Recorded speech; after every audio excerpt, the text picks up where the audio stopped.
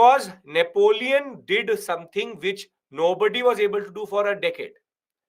So when Napoleon came back, he had shown that he was a very good administrator, he was a very good general, and more than that, people now wanted stability.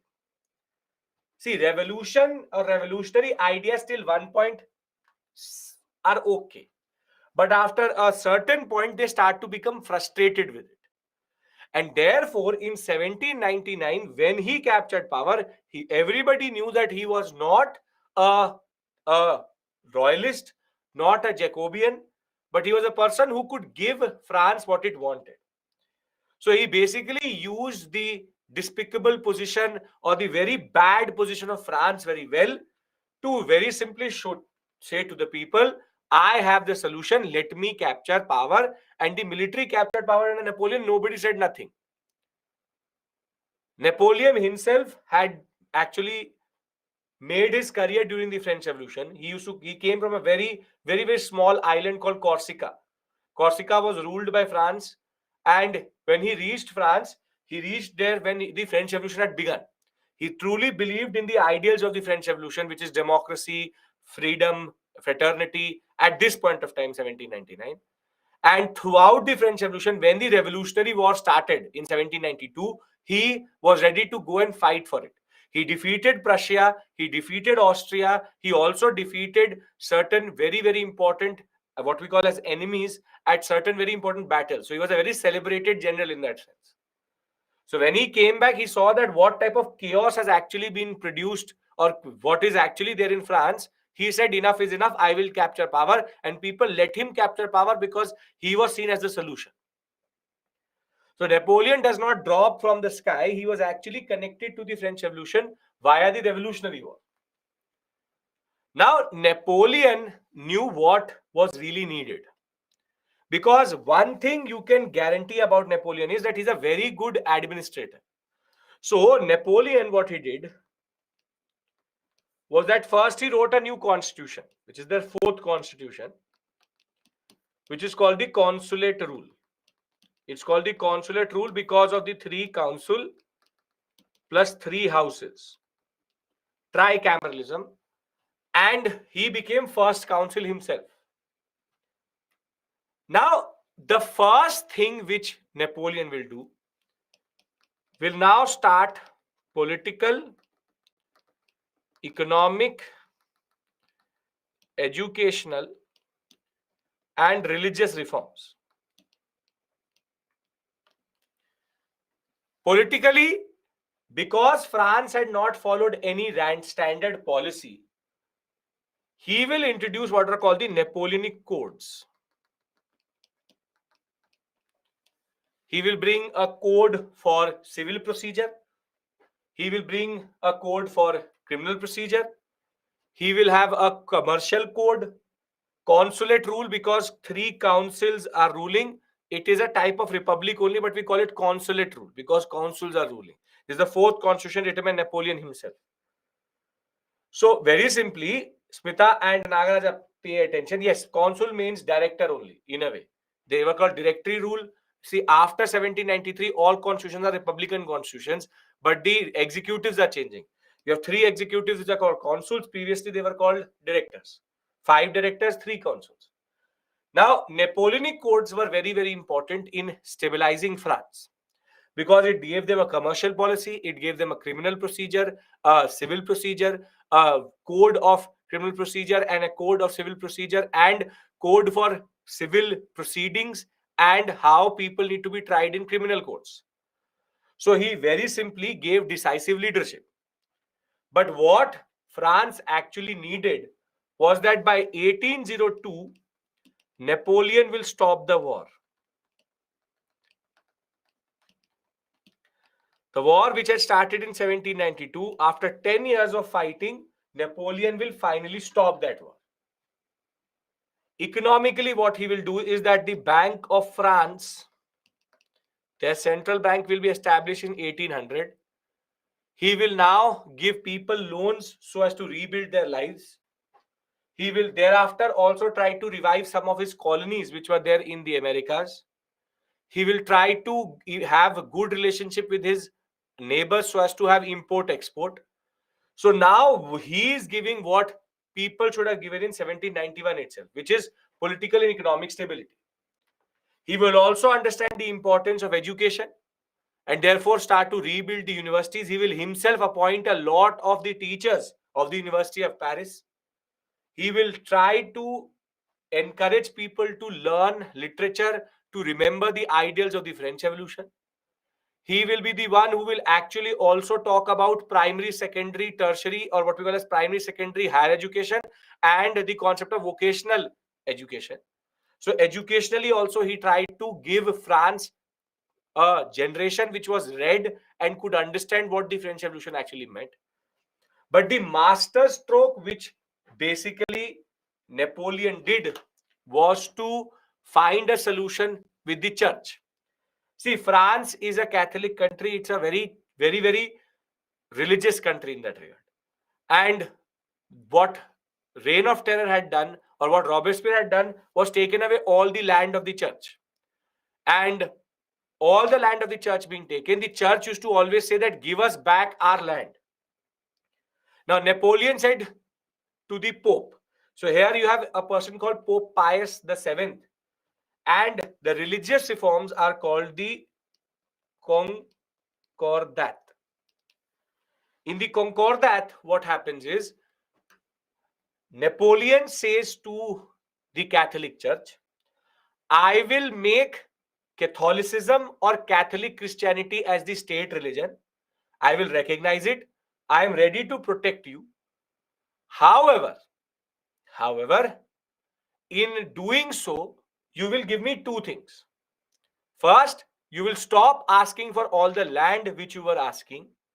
And second, you will now ask me for every appointment you do. So from one hand, he gives power to the church, whilst on the other hand, he takes the power from the church. Now, between 1799 and 1803, Napoleon is able to stabilize France.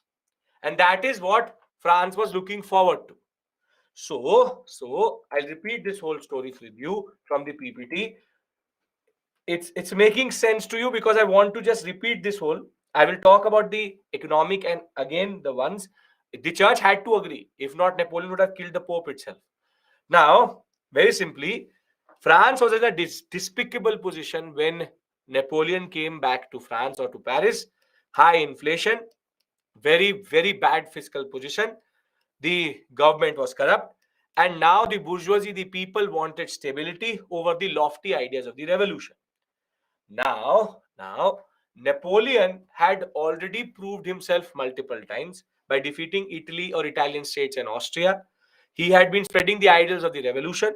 He was born in a small island of Corsica and thereafter had education in the French military school and became a commander through his talent during the French Revolutionary Wars. Now, he was neither a leftist or a rightist, but during the French Revolution, what he did was that he tried to make sure that the ancient regime was fully gone. He was also very, very happy that his hometown was getting a better understanding under the new regime which was there. Napoleon, for a very brief period, also became a Jacobean when the royalists were very, very powerful. But he also made sure that once the reign of terror was gone, the king does not come back. And he will therefore write the fourth constitution of France, which is called consulate rule or consulate constitution. Now, under this is a draft which he wrote himself. 3 consuls, first consul himself. Legislative body, 3 of them. So 3 executive, 3 legislative bodies.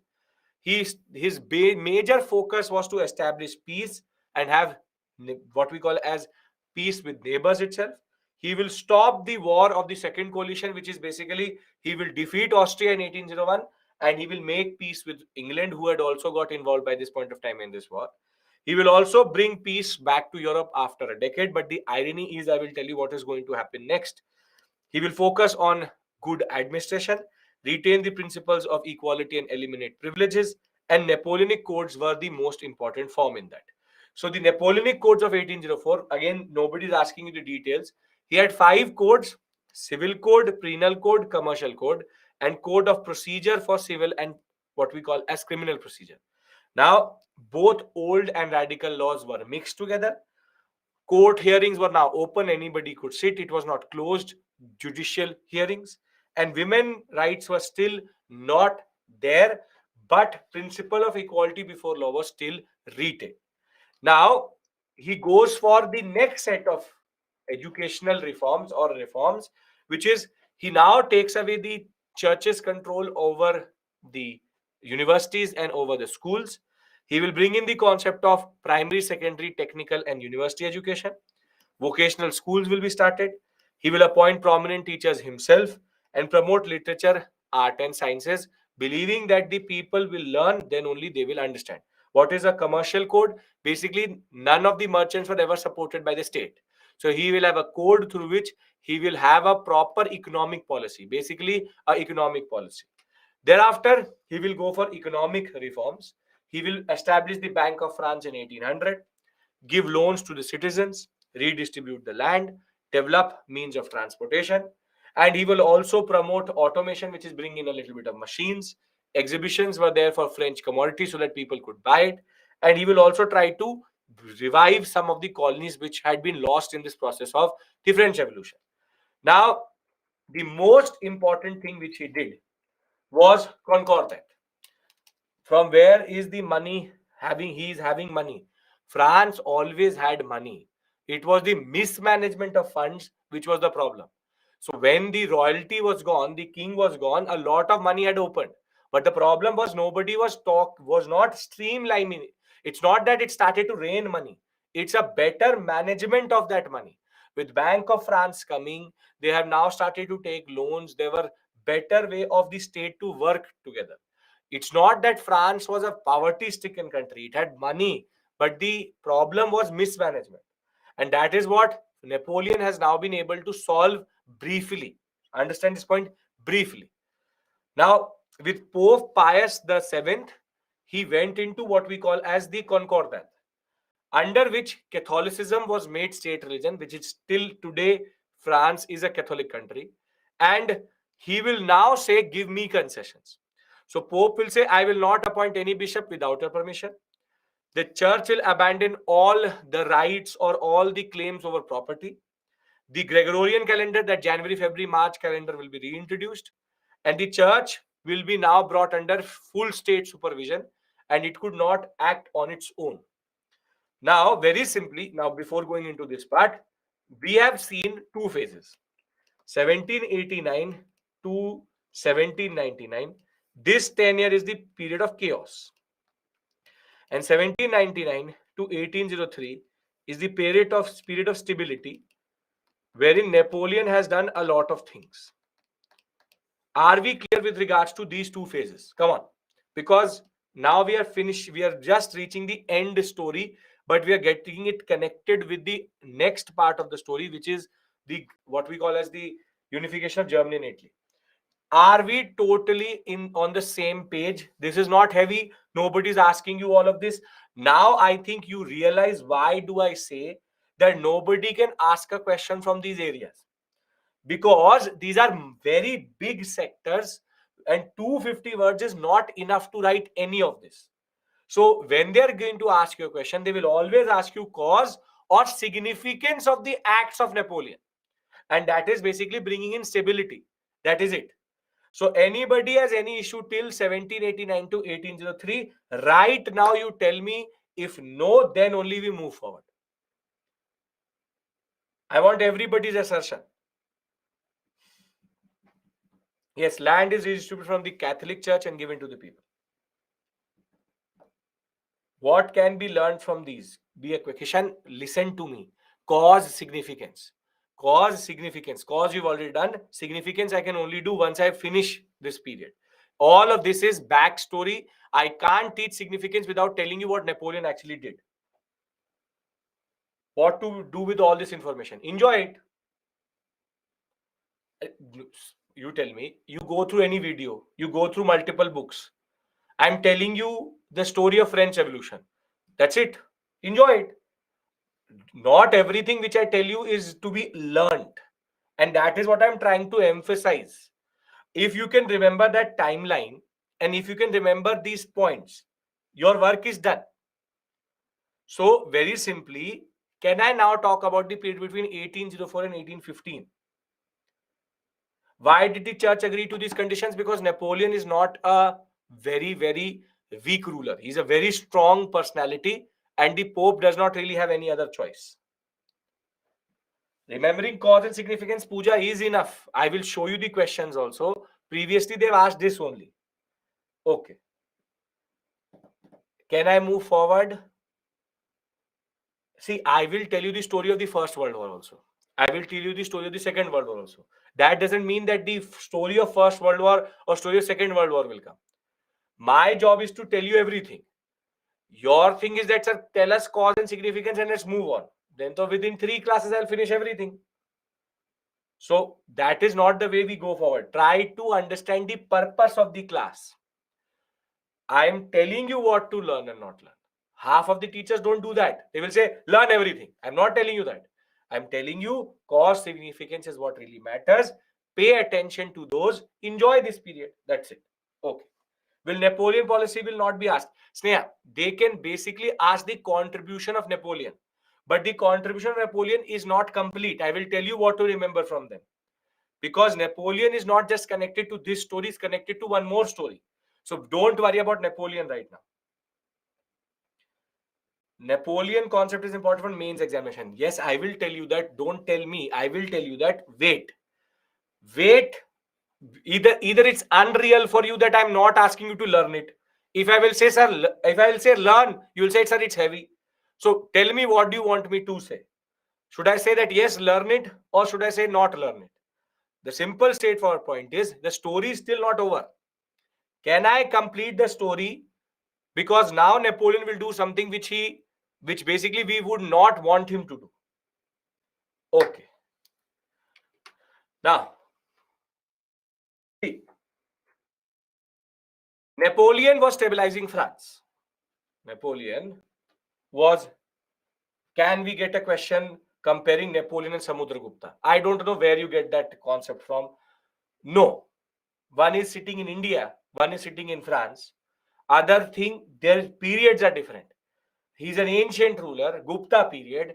This is France. So this type of school type questions don't come. UPSC is not dumb. They will not ask you. So then compare Gandhi and Napoleon. Periods are different. I will show you the previous year questions also. So don't worry about that. Now, there is no relation. Then you're basically asking me to compare Nicaragua with India. What's the point? Okay. Between 1799 and 1803, just because we call Samudragupta the Napoleon of India doesn't mean that they can ask you a question. As it is, that relation or that way of saying is wrong, because Napoleon was not even born when Samudragupta was operating. So rather, Napoleon becomes the Samudragupta of France. So leave these. These are problematic ways in which people teach. I don't say that ever. So don't worry about that. Okay. And as it is, Napoleon never had the power which Samudragupta had. Leave it. Why am I doing it also? Leave it. Okay. 1799, 1803 is a period in which France is getting stabilized. Now, one would argue that Napoleon is doing all of this to stabilize France. One would argue that basically he's trying to stabilize France, and that is why Napoleon is doing this for the French people. But what he does in 1804 proves that he was not doing it for the people, but for himself. Because in 1804, he will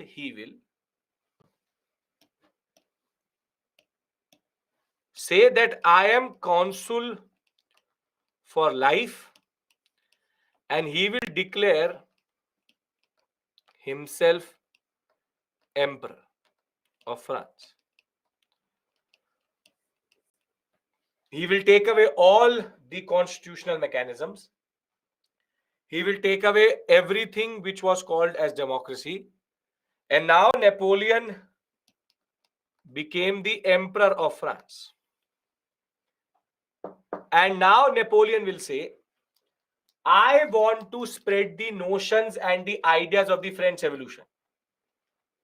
People will say, okay. But the people say, how? Napoleon says, now I want to conquer whole of Europe. I want France to be a big empire, and I will conquer everything which is around France, and I will conquer our enemies, which is the English, and he will now basically start what are called the Napoleonic Wars.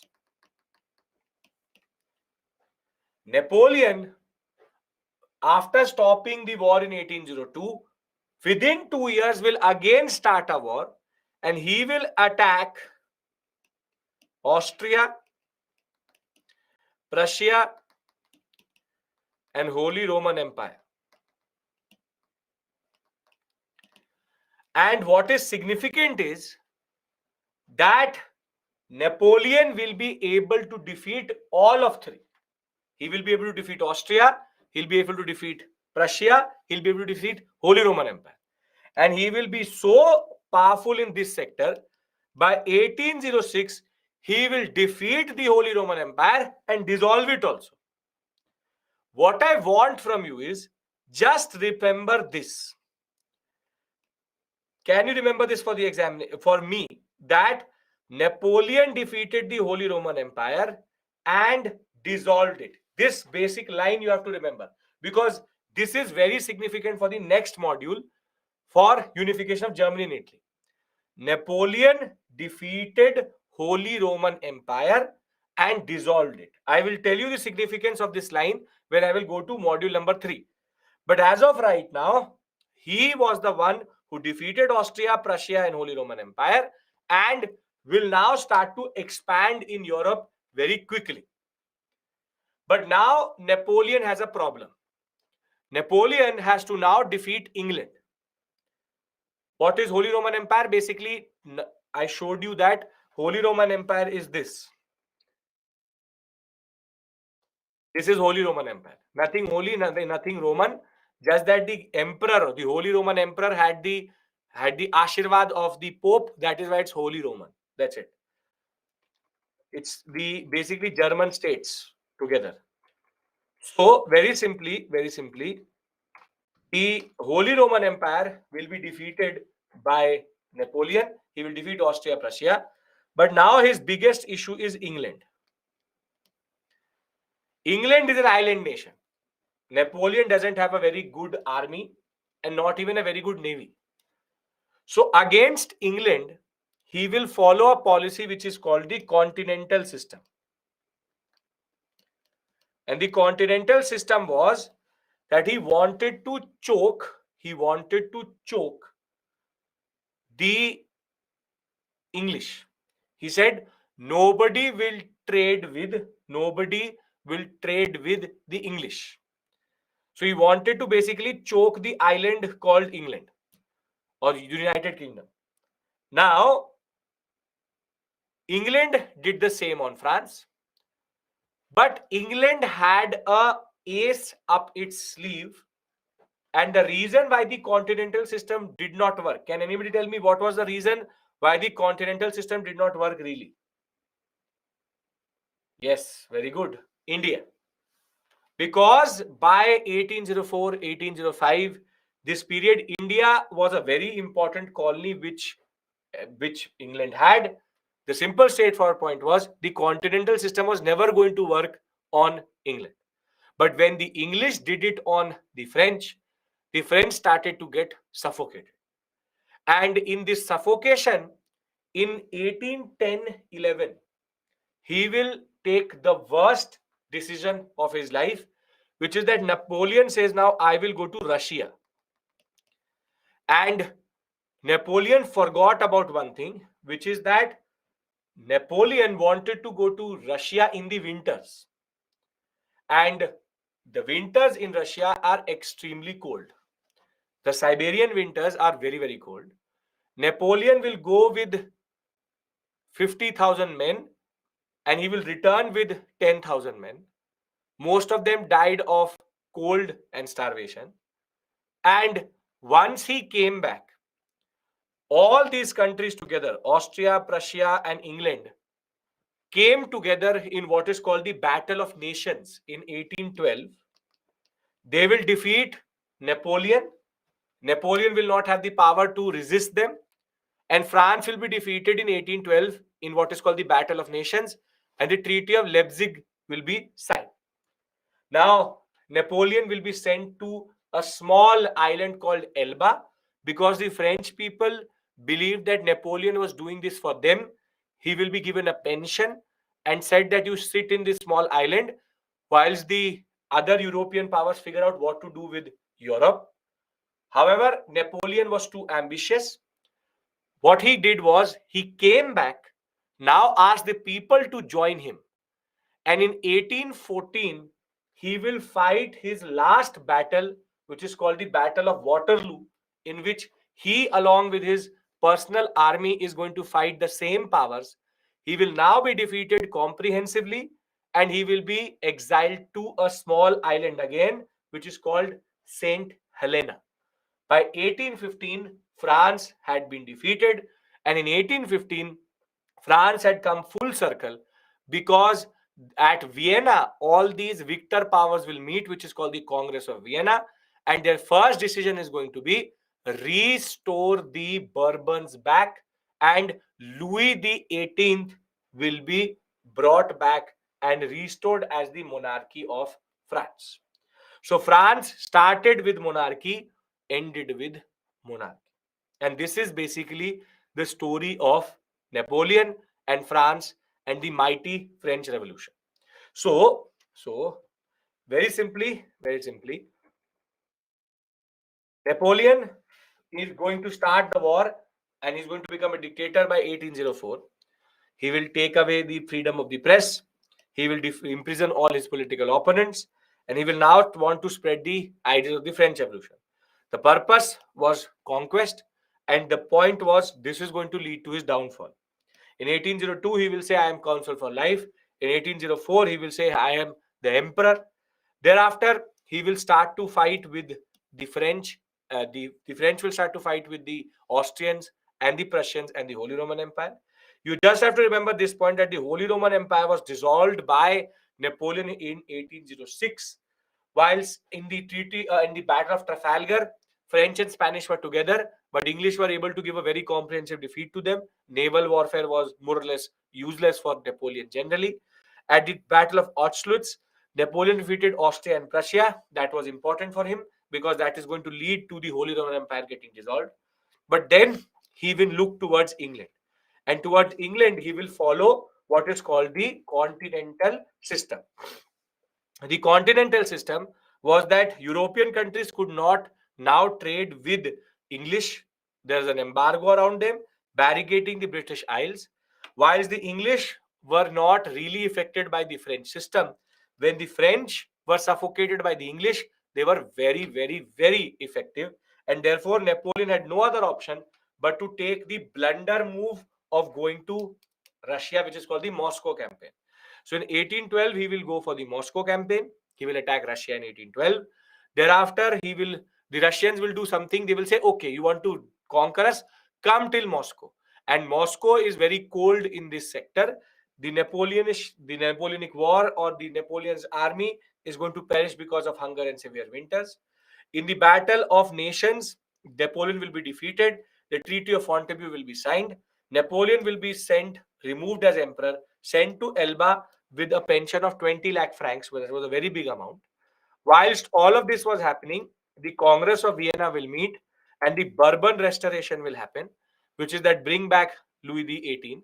However, Napoleon was still not very, very convinced that he wanted to do this. So rather, he will take the advantage of disagreement, enlist people into his own army, and he will fight the seventh time with this coalition in what we call as the Battle of Waterloo. He will be exiled to St. Helena.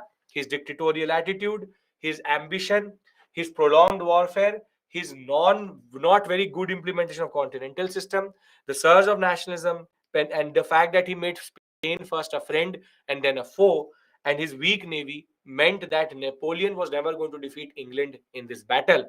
And with this, the French Revolution story is over.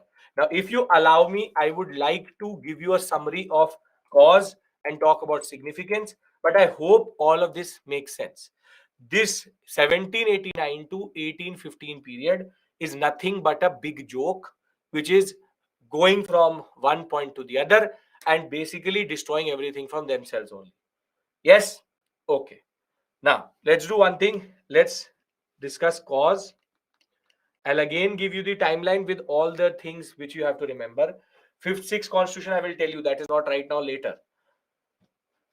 What is the connection between Tipu Sultan and Napoleon? French were a very good ally of the Mysorean sector of Tipu Sultan. As soon as any connection between Tipu Sultan and Napoleon was found, the third and the fourth Anglo-Mysore wars were done so that no support was given to Tipu Sultan or Mysore from France itself. Okay, now, why was Napoleon not killed? Because people of France did not hate Napoleon. So he was always protected by his people. Now, cause. Political. I'm now summarizing. And we'll take a break and then come back and start the next unit. Political,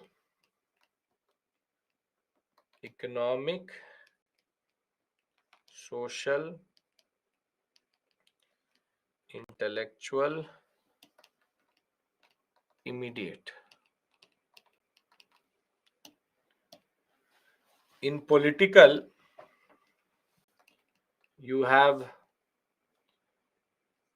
absolutist kings,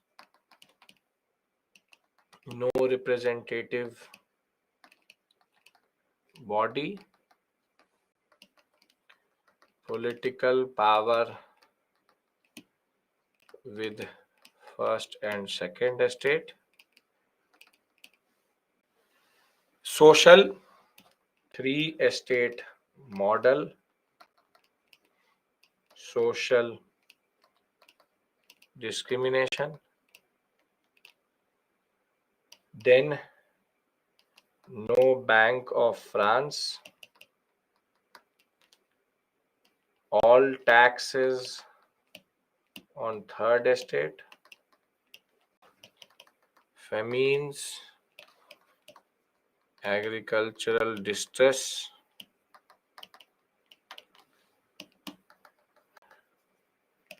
enlightenment,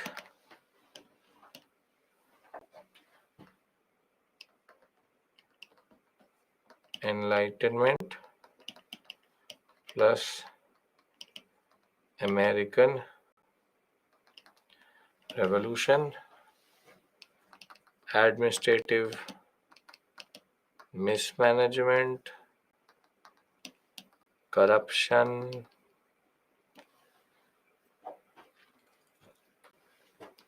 bread riots. So this is basically the gist of causes. You have to just write one line and it should be enough. Anybody has any issue here? Pooja, because once France gets choked, they have no other option but to move towards Russia for resources. Anybody has any issue here?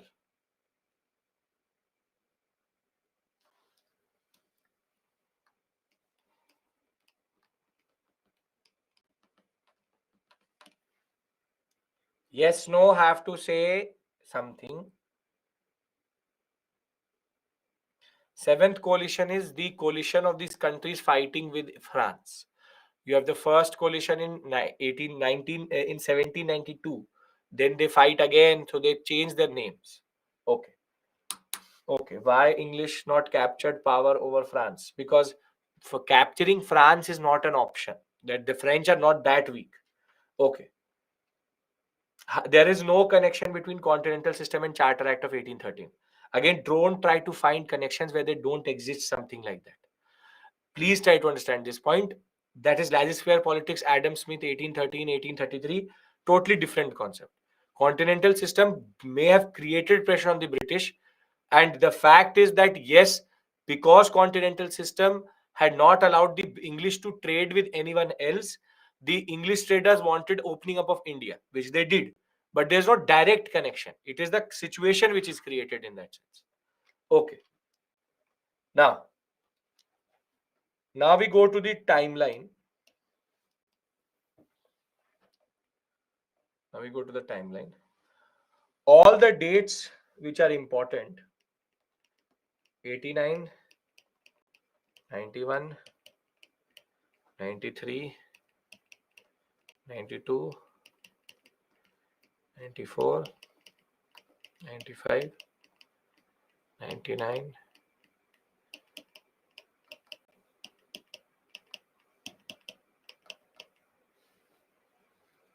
Okay.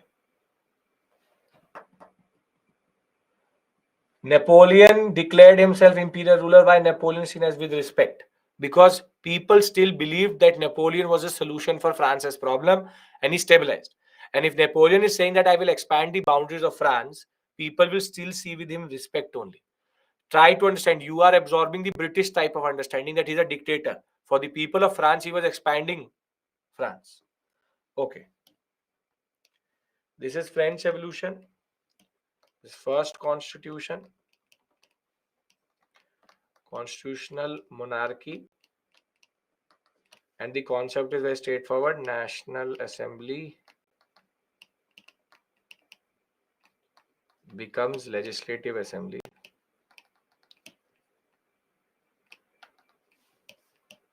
War with Prussia and Austria.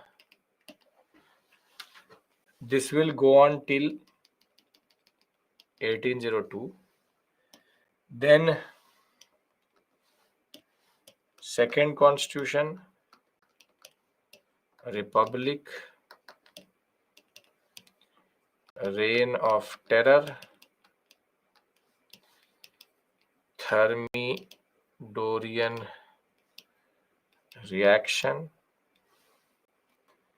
This is third constitution, Directory rule. Thereafter, consulate rule, Napoleon,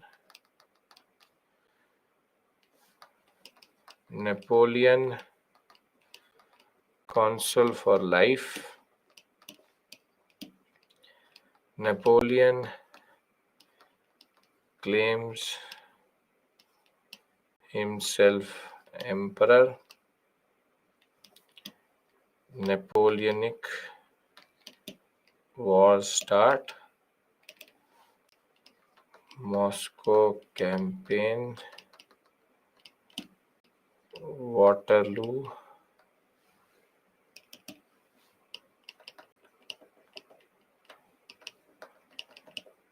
Battle of Waterloo, Congress of Vienna, Bourbon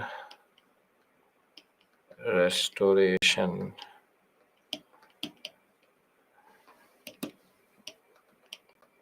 Louis 18th back. Anybody has any issue here? Again, if you can remember this basic timeline, Waterloo is a place. Battle of Waterloo. Anybody has any issue here? Come on, have to be more vocal. No issue. No. Okay. Now let's talk about significance. Talk about significance. Reason for urbanization: monarchies will bring back monarchies only, right? I am no understanding 1804 era. 1804 to 1814 is the period in which he's fighting wars. Becomes emperor, fights wars, gets defeated by the English in their own game, and then goes to Moscow, gets defeated, then comes back, then again tries to fight, and then gets defeated at Waterloo. Okay. Please write treaty name which is signed after 1812. Doesn't really matter, Kishan. You want to write Fonteview, you write Fonteview. I really don't care about it. And as it is given in the PPT. But if I'm not writing it, it doesn't really matter. It's not modern India that you remember all the treaties. So when I'm not writing something in this type of slide, it is not important for that period. So we have discussed the causes, we've discussed the timeline. Now I'm going to go into the third, which is significance. This is where the questions come from, and this is where you need to understand what is the significance of the French Revolution. Prima facie, does French Revolution actually have any significance generally? Was it successful?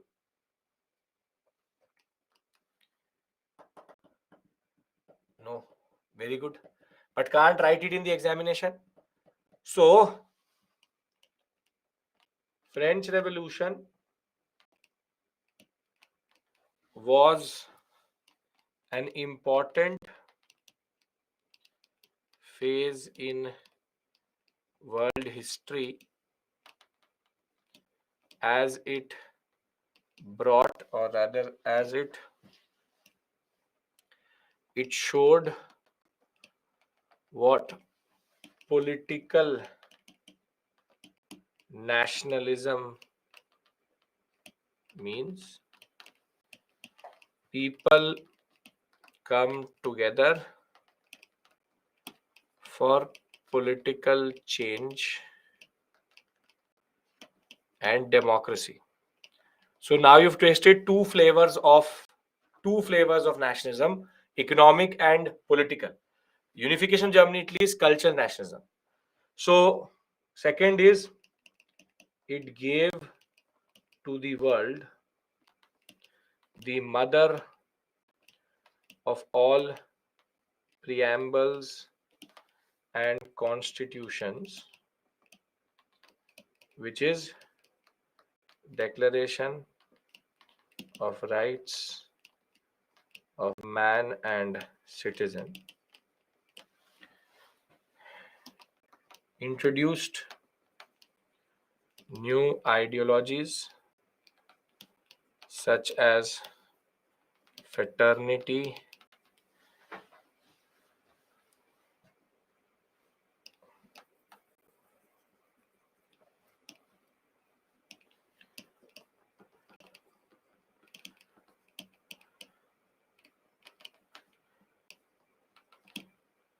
and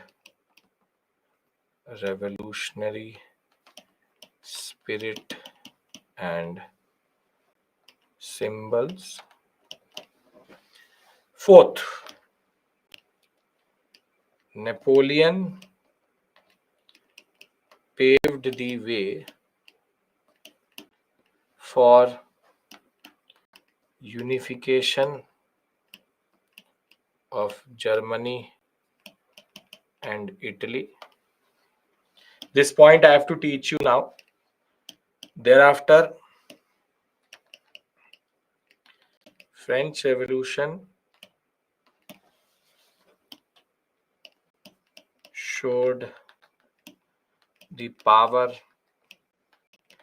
of the people and their hunger for change. And more than that, Napoleonic reforms played important role in stabilizing France. More than enough to write 250 words. Anybody has any issue in the significance? They're not basically very heavy significances, but can't do anything about it. Psychology significances clubbed together, asked separate question, how elaborate significance. Mostly they're asked separately. What are the causes? What are the significance? Question cannot be too big.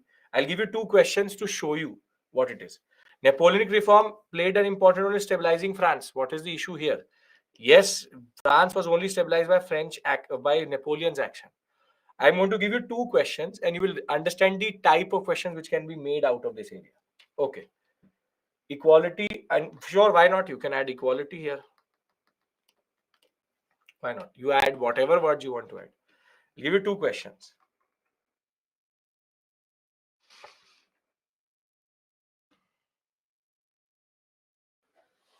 Practice question.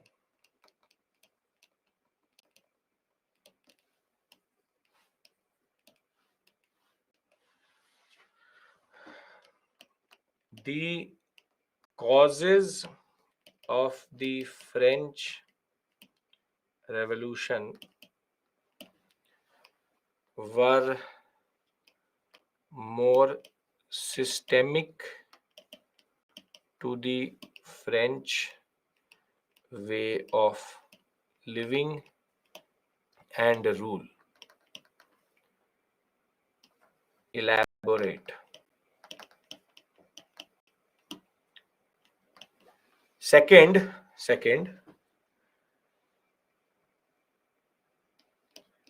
the French Revolution, though never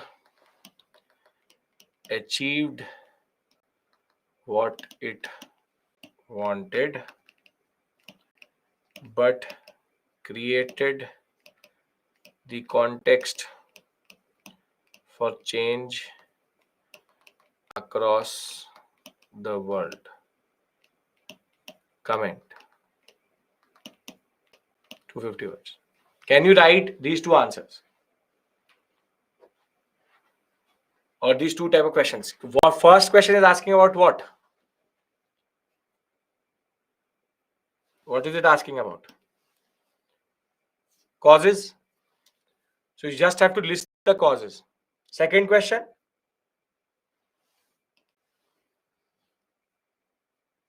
Significance. So you see, this is how they will frame it. The question seems to be very hi-fi, but the cause and significance thing is what is going to actually be asked. What does systemic to French way of living? Systemic, what is the way of living in France before the French Revolution happened? Shavik, come on, tell me. What is it? What is the way France used to live before the coming up of the French Revolution? Three-estate model. That's it. So basically, you have to talk about the problems with three-estate model, how it leads to social discrimination, and rule. Rule means political. So it's asking you about first and second estate issue and the rule way, which is estate general. Question 2, you have to mention how it did not achieve. No, Shelly, the question itself is saying it did not achieve what it wanted to do, but it created the context for change. You have to talk about significance. Read the questions closely. It is itself saying that French were never able to achieve what they wanted to achieve. But now, if you write all of these points, it automatically answers the second question. Significance given to us are not enough to complete 250 words. How to elaborate? If I count the words which are given here, this is close to 150 words. Add an introduction and a conclusion and use your mind and you will be able to write an answer. You really want me to write an answer for you because this question is going to come in the examination. See, the questions will always change, but the answers will always revolve around the same thing. So what significance I've given you, this is already 150 words. And in a 250 word answer, the conclusion and the introduction is 50 words maximum. So I'm actually writing answers for you. So it is not enough, it is enough. Look at it first, then talk about it. So you want me to write, this is point wise how you write it. And you can expand on any of these points if it comes in the examination. I will show you a previous year question. A whole previous year question was based on this point. That's it.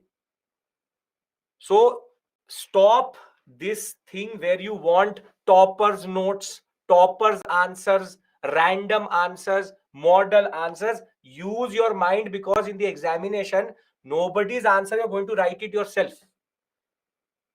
So come out of this spoon feeding habit of getting your answers from someone. I'm giving you all the points. I could have not done this also.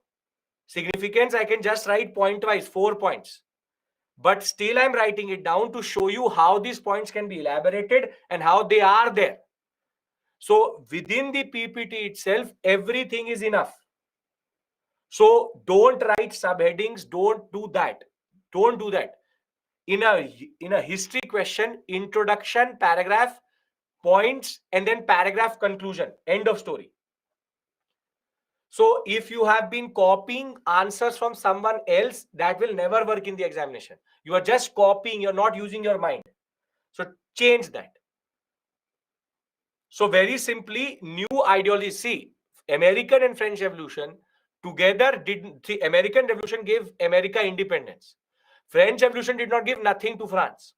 But what it did give was a revolutionary spirit, a new set of vocabulary, fraternity, equality before law, the declaration of right of marriage. These two are the most significant points itself. These two things were given to the world, and that is in itself very, very different. So I can make 5 types of questions, but the answers will always revolve around this, changing the emphasis about the points. Somehow now I feel that you don't know answer writing, because you're asking me questions which would have already been clear if you know, or you're not practicing answer writing. See, it is one thing to know a lot. It is one thing to put it down on paper. Now, if that is the case, then by the time we come to the later stages, I'll then give you certain tips of answer writing. Because what I feel is that you're not writing answers, because this type of answer question would not come. For a person who has been practicing answer writing, they will realize one thing: 150 words and 250 words are not a lot of words. You are actually not a lot of words. If you actually go on sitting down writing something good, it will always go above 400 to 500 words. But that is not the discussion I'm going to have here. The simple straightforward point is, we discussed cause, we have discussed the timeline, we've discussed significance. I've given you 2 questions. Try to attempt them. If that is the case, then I would like to start the 3rd module, and 2 major modules are done. Yes, history answers always have to be in a standard format. They have to be paragraph, point-wise paragraph. This way you will save words also, and it will also save your time, because if you will write in paragraph, you will use more words. This should be maximum 20 to 30 words. 20 to 30 words. This will change from 100 to 150 words. This is a standard way of writing the answer. Again, Anjali, I'm coming to 5th and 6th Constitution. Let me first tell you that I have not taught you that. Is this clear, everyone? Because now you're digressing. Can we take a break, come back, and start the next module? Okay. So we have finished module number 2. Now we start module number 3. And this is the last big module which is left. After this, the taste will totally change of world history. This is the last one. That's it. Okay. You have to send these to iaslive@byju's.com. They will take 3 to 4 days to evaluate, but they will send your answer back for sure. Okay. Now, we take a break now, and we come back at 7:50. When we come back at 7:50, we will start our next module, which is unification of Germany. Your French Revolution, American Revolution is done. If you have questions, note them down. When I come back, I will be answering them. But stop this habit of looking for everybody to write an answer for you. Rather, use the points I'm giving you. I already am giving you more than anyone else is giving, which is basically cause, significance, timeline, summary in one place, which I give because I want you to revise quickly. That is it. So 51, I've taken your 1 minute. I'll give it back to you.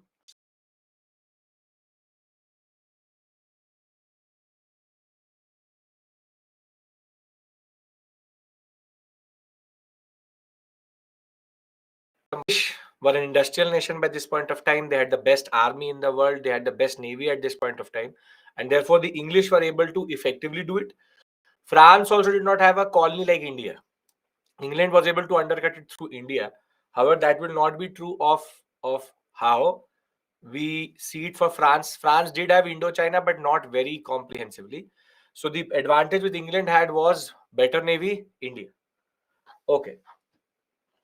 Reason for Anglo-Welsh rivalry, that has been a standard feud for 4 to 5 centuries. 100 years war, 30 years war, this year war, that year war.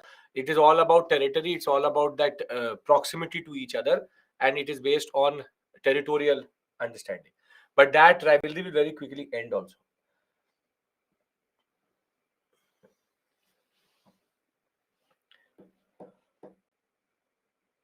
How will we start the introduction by mentioning these points? No, introduction is always about the context. You will say that the French Revolution happened between 1789 to this period. It was a significant phase in which France went through multiple changes. 4 different constitutions were written. However, the following are the reasons or the causes or what we call as the significance of these events. Okay. Can we enter module number 3, unification of Germany and Italy? Have any questions come in prelims examination? No. As I said, this is not a prelims section, it's a mains section. Indian history is asked in prelims, not mains. In what we call as not European history. When France got independence, always independent country. Now, France was never dominated. Now see, we are now entering module number 3. And there are 3 to 4 things which you need to know. First things first is that there are 2 parts to this module. One is the unification of Germany, and the second one is unification of Italy. As here you can send an email, we'll sort it out. How many questions come from world history? Rahul 1 2 2 0 to 2, whatever you want to say.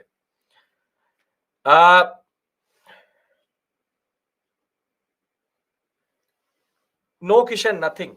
This was a purely what we call as European war. World history is part of prelims. Ansh, you are telling me or asking me? If you're asking, then the answer is no, it is not part of prelims. If you're telling me, then no, it is not part of prelims. Okay. Asking, no, it isn't. Now, module number 3, unification of Germany, Italy, 2 parts, Germany and Italy. Now, I want to say something beforehand. This is a disclaimer which you need to know. Why there is no Meiji Restoration, Japanese and Chinese history? Because you are preparing for UPSC, not for MA history. That is why. There's a difference. When you will do BA honors history, you will do Japanese, Chinese, European, Russian, American history. I've done it. But you're not preparing for that. You're preparing for UPSC. That is why. There's no end to history. Every continent has its own history. Now, the disclaimer is very straightforward. That this question, this area, module number 3, is the last heavy module which is there. So my only request to you is going to be, do not judge world history by module number 3. Second thing which I'm going to tell you is that this is a little bit heavy because there are cross connections and cross currents. And again, when I will bring everything together, it will actually make sense to you. But for that, we have to go through that painful process of understanding everything. So you have to pay attention. Third thing which I want to say is, here again, only one type of question comes, which is role of Bismarck in Germany and role of Cavour in Italy. Role of Bismarck in Germany and role of Cavour in Italy. How did they unify their countries? There is also one type of question which is role of Napoleon both in Italy and Germany. Other than that, everything else is generally standard.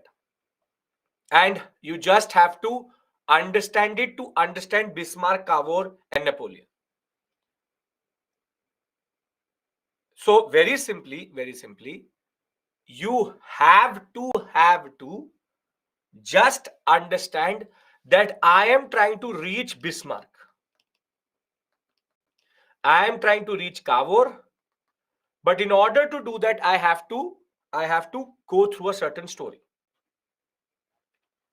So module number 3 is the last pain which you have to endure. On Monday, we do Italy and then go into Industrial Revolution.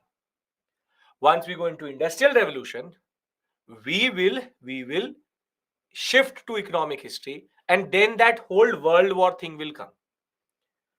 So can you endure a little bit of pain with me?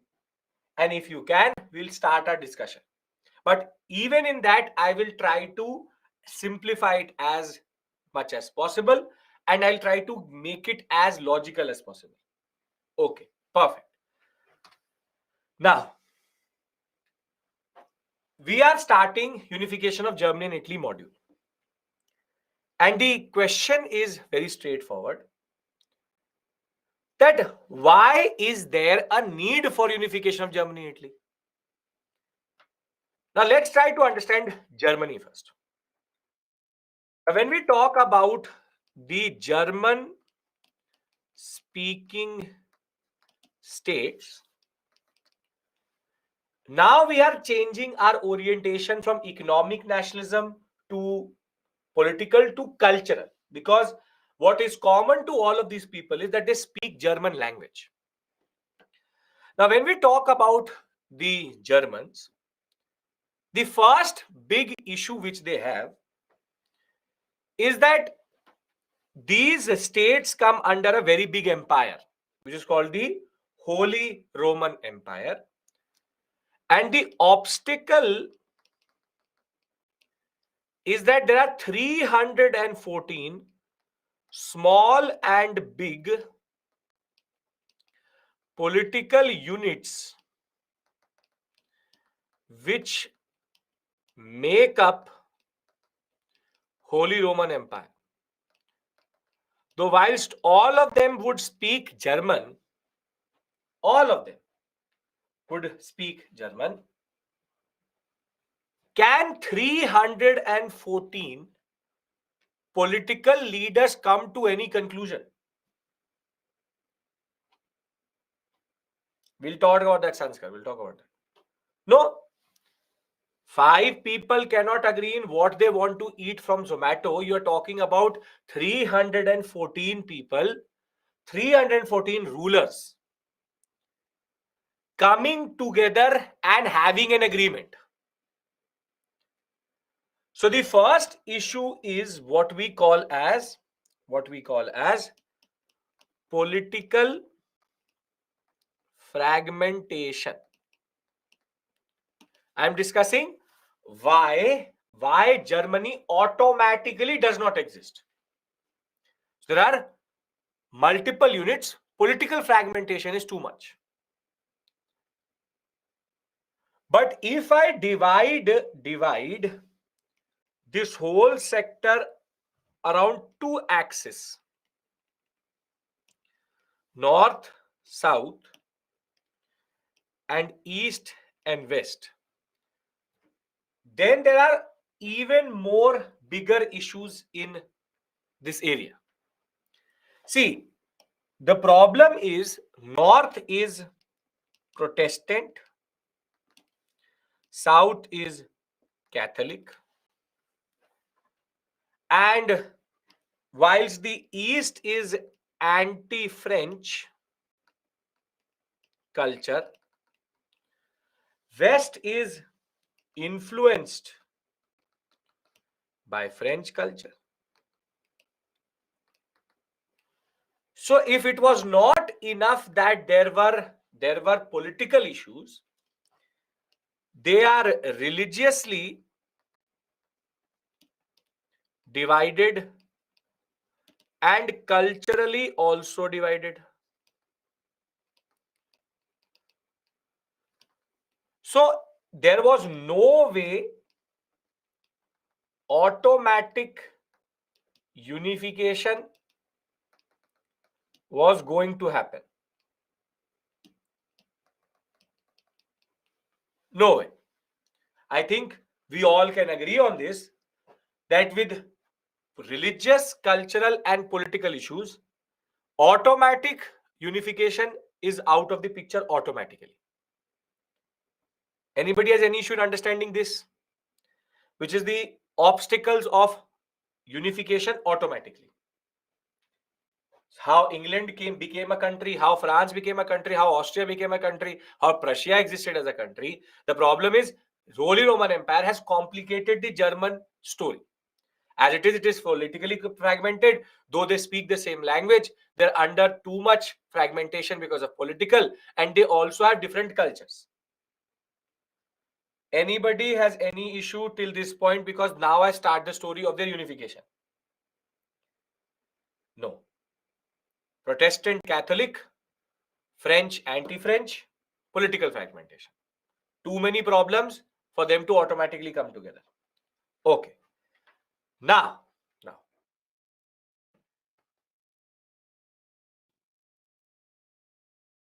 Protestant is their culture, is their religion. Yes, Luther came from north of Germany itself. Who wanted to unify them? I will tell you that. Now, the question which is that who want to unify them? All of them speak the same language, but they can't imagine coming together because of these issues.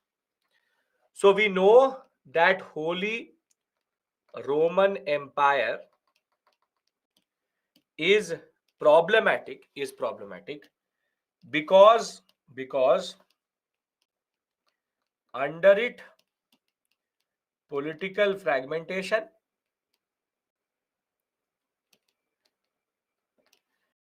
then cultural and religious issues.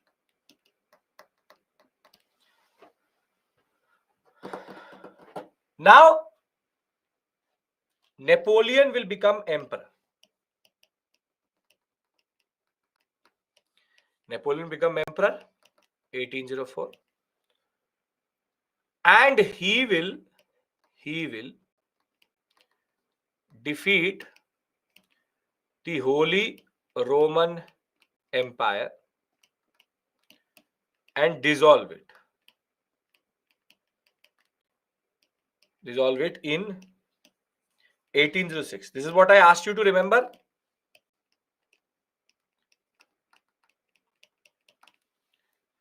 Yes, that Napoleon defeated the Holy Roman Empire and dissolved it into 1806 dissolved it, which is that the Holy Roman Emperor is gone.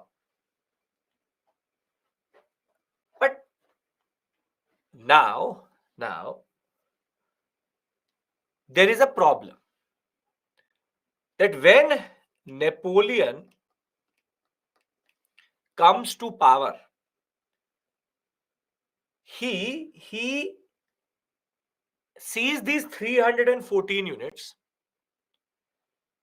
and he tries to figure it out, why this political fragmentation. He's a very good administrator, but he doesn't like the way there is so much political fragmentation. So what Napoleon does is, under Napoleon, 314 units are consolidated into 39 units, which he named as Confederation of Rhine.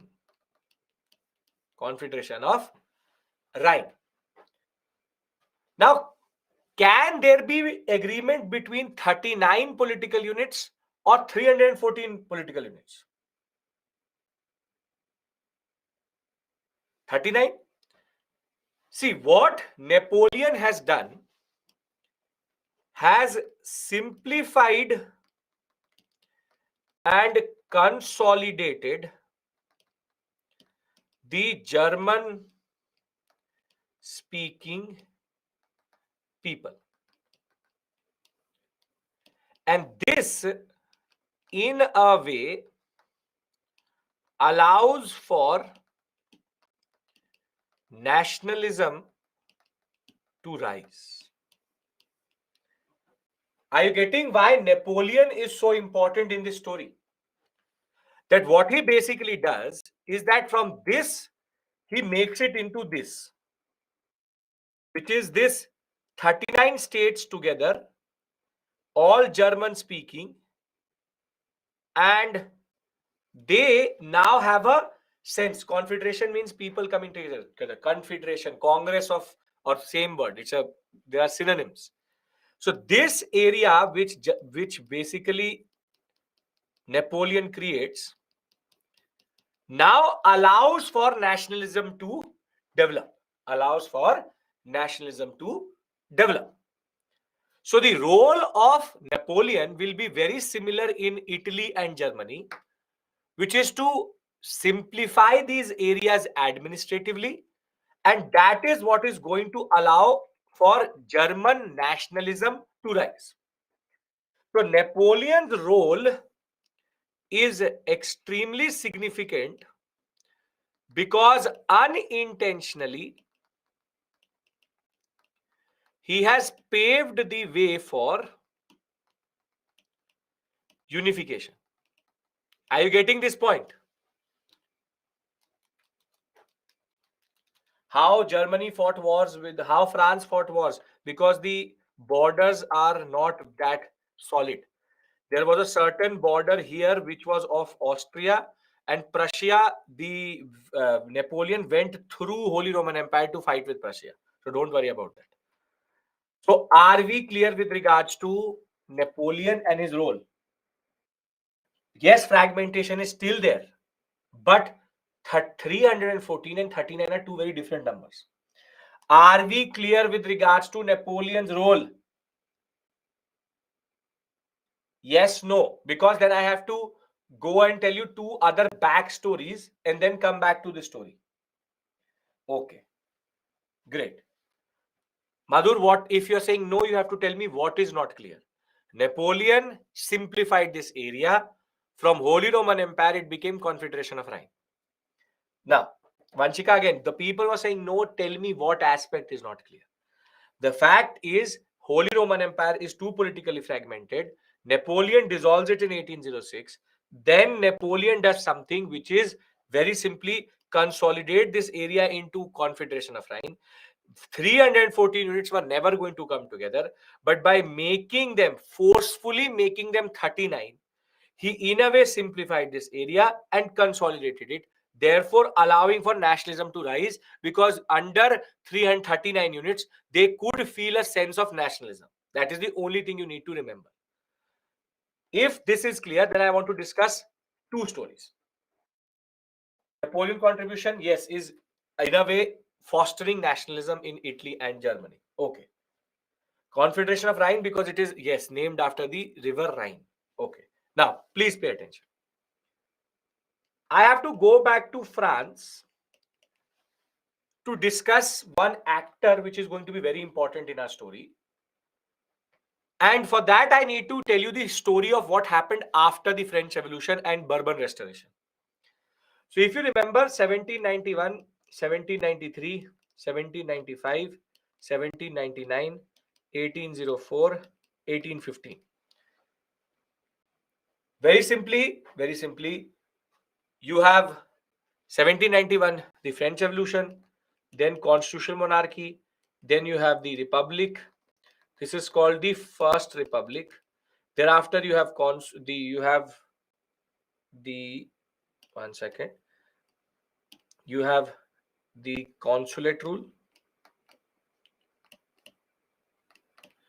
I've mixed this up. This is constitutional monarchy, First Republic, Directory, then consulate, and thereafter you have Emperor Napoleon, and then Waterloo, or rather we'll say Bourbon Restoration.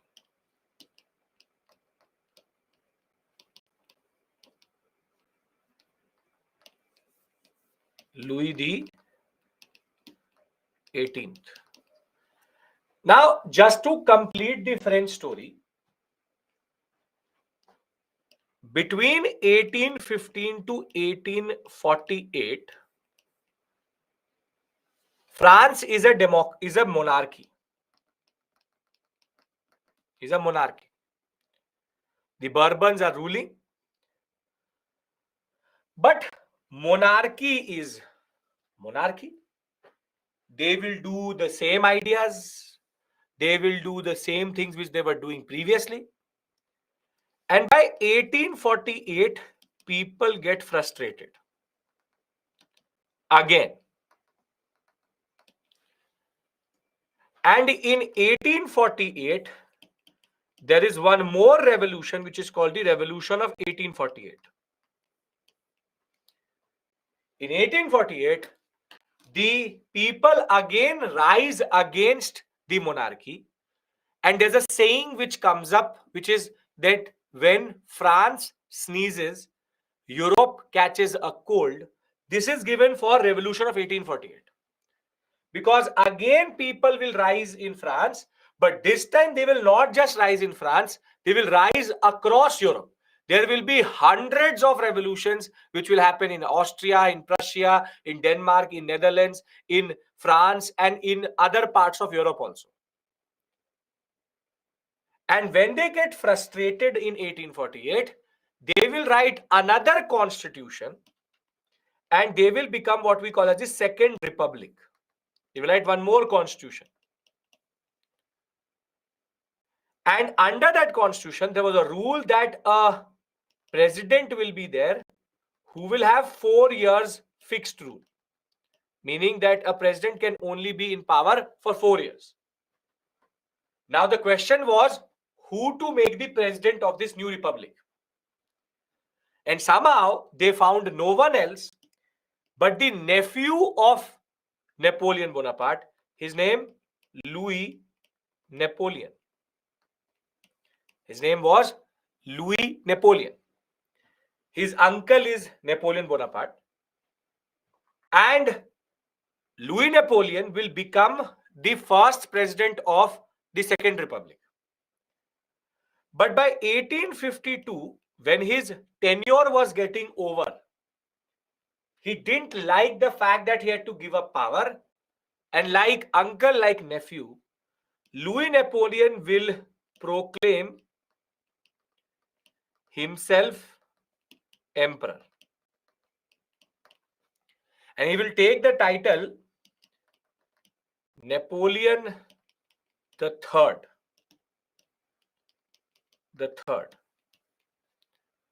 And between 1852 and 1870, Louis Napoleon or Napoleon III is going to be the ruler of France. Now you will ask me, why am I telling you this? Why not Napoleon? Because his father was Napoleon II. He is going to be Napoleon III. His uncle is Napoleon I, which is Napoleon Bonaparte. Now, third, as I said, because his father is going to be second. Now, why am I telling you this? Because this person, Napoleon III, is going to be important for our story later. So when I say Napoleon III, will you now be able to figure out where did this person come from? Why so much Louis? It's like Rahul. Their names, they like Louis name. Okay. Now, here again, he will be removed and Third Republic will come, which I will discuss with you later.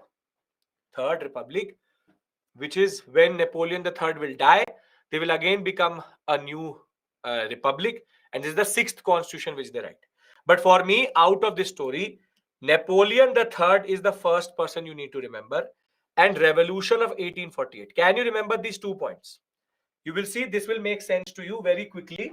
But please, I'm trying to basically develop the backstories for the unification of Germany. So till this point, what we've understood is that Germany did not automatically exist because of the Holy Roman Empire. Napoleon played a very important role in consolidating this area from 314 to 39. And He was the one who, in a way, paved the way for unification of Germany. We went back to France to bring one of the actors who's very important in my story, which is Napoleon III. Napoleon III was the product of Revolution of 1848. Revolution of 1848 was basically a reaction to a very important system which was there, which I'm going to tell you now, which is called the Metternich Order, which I'm coming to. But the Revolution of 1848 is the springtime of revolutions. Multiple revolutions will happen across Europe, will not be successful everywhere, but will be successful in France for sure. So where did this Napoleon come from? He's not the Napoleon Bonaparte. He's his uncle. He's the nephew of Napoleon Bonaparte. Okay. Now, to explain to you Revolution of 1848, this is why I told you it's a heavy module. Understand this. 1815. Please pay attention. I'll bring everything together thereafter. 1815. Napoleon is sent to St. Helena. Anybody has any issue in that? Napoleon is defeated in Waterloo and is sent to St. Helena. That much you know? Yes or no? You know that 1815 is the year of Waterloo. Very good. Perfect. Napoleon. Perfect. Very good. This is the Napoleon. When I say Napoleon, I only mean Napoleon. When I say Napoleon the third, then I'm referring to his nephew. Okay. Now, when 1815 Napoleon is defeated and sent to St. Helena, now the Europeans have to figure out what to do with Europe. What to do with Europe?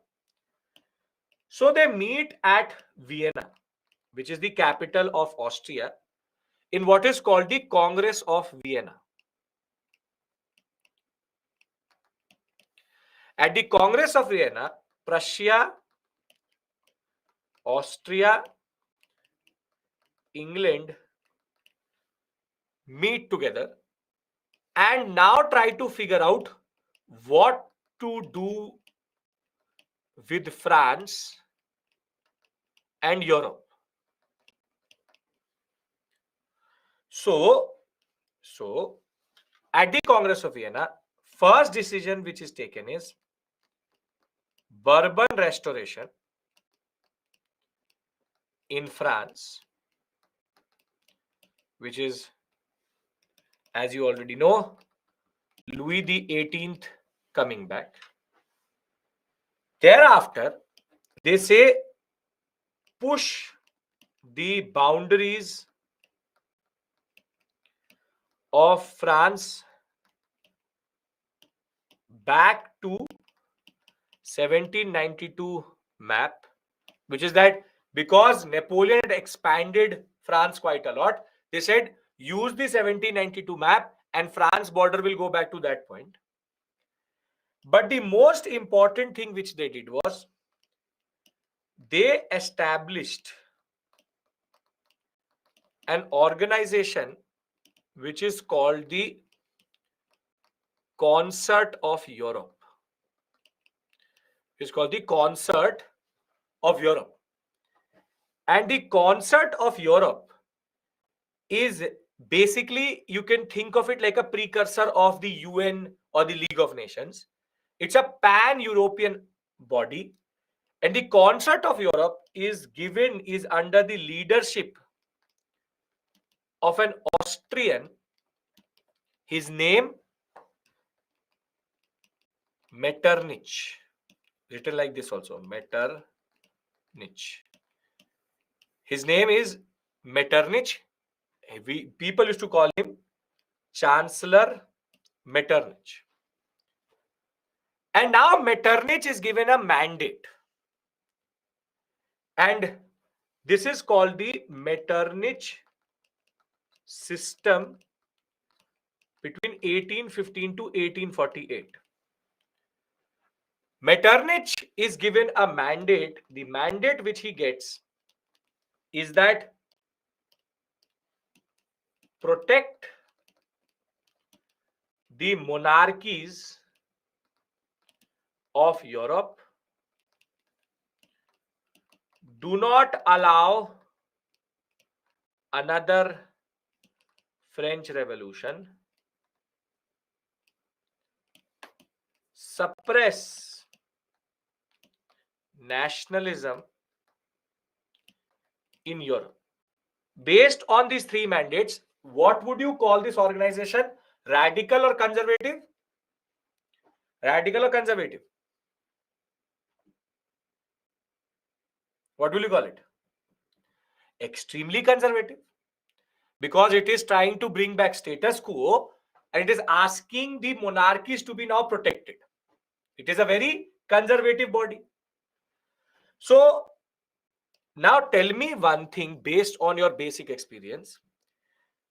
When you suppress something, what happens? When you suppress something, what happens? Outburst. Now do you get it why in 1848 there was a revolution?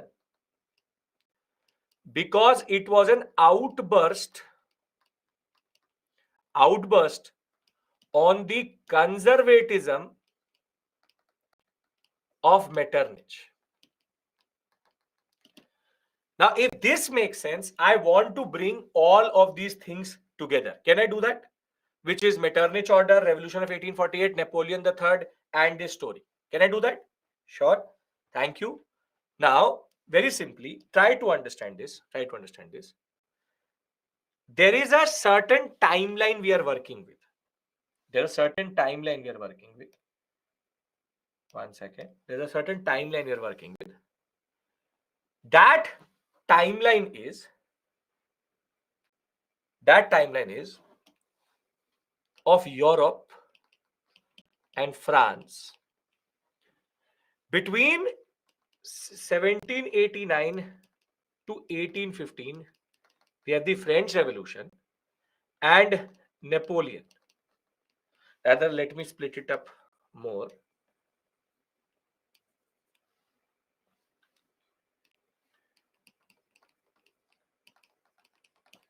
Between 1789 to 1799, we have the French Revolution. Between 1799 to 1815, we have Napoleon. But now try to understand this, that between 1815 to 1848, there is Metternich system, which was propagated through the concert of Europe. And in 1848, we get a revolution of 1848 in which people outburst. They come out of this conservatism which Metternich is talking about, suppressing nationalism everywhere. But when you suppress something, it comes out. Metternich is the Austrian chancellor who has been given the task of heading the concert of Europe. He's an officer named Metternich. Now, out of 1848, France will again become a republic in what we call as the Second Republic. And in that they will, and Ilma pay attention, they will foolishly choose Louis Napoleon as their president.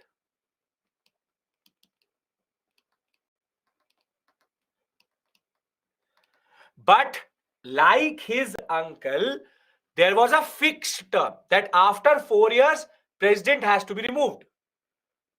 Now, in 1852, once his 4-year term was getting over, he will capture power and Napoleon III will be born as the emperor, who is nothing but Louis Napoleon. And till 1870, France will be under the rule of Emperor Napoleon III. And in 1870, they will become Third Republic after his death. Now, does the Metternich system and France and Europe story make sense? Are they coming together for you? Yes?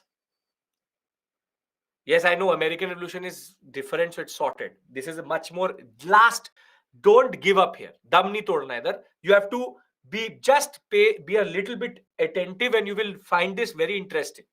Now, the second timeline is what I am interested in teaching you now, which is the story of Germany. Is a story of Germany. And in the story of Germany, during the French Revolution period, what does Germany exist as? What does Germany exist as during the French Revolution period? Yes, Ishani, true. Very good, very good. Holy Roman Empire. And there are 314 units. It is only when it comes to the period between 1806 that now they become the Confederation of Rhine from 314 to 39. So when I will complete this unit, I will make 3 timelines for you, and you will realize these things are happening parallelly. So if we understand the above timeline, I want to discuss now the below timeline, because now there will be a Metternich consequence. There will be the consequence of revolution of 1848, and Bismarck is going to rise in 1862 period. Bismarck comes here, which I want to reach. So now are you getting that basically German and Italian unification are not independent to the French story or to Europe? They are basically consequences of the what is happening after the French Revolution and Napoleon. So can I go back to Germany? Everybody has to say yes. I am trying to simplify. You will not find this type of explanation anywhere. It is they talk independent of each other. I'm trying to bring the stories together. Yes, very good. Perfect. So you've been very patient. I'm extremely happy the way you are understanding it. I'm extremely proud of the way you're understanding it, because it is complex. It is actually complex, but you are understanding it well. So we started with the fact that Holy Roman Empire is too complicated with fragmentation, political and cultural issues. And we now understood that how the Confederation of Rhine in a way paved way for the Germans, because 314 units became 39 units. Now tell me one thing. If the Metternich order was about undoing what the French Revolution did, would they allow this unit to exist still? No, because Confederation of Rhine in a way is Napoleon's legacy, because Napoleon created it. So the question was that would the Metternich order let Confederation of Rhine still be there? And the answer to that question is no, because this is Napoleon's way of understanding the German states. So now let me explain it to you very clearly. We had Holy Roman Empire. And remember, all of this story doesn't really matter.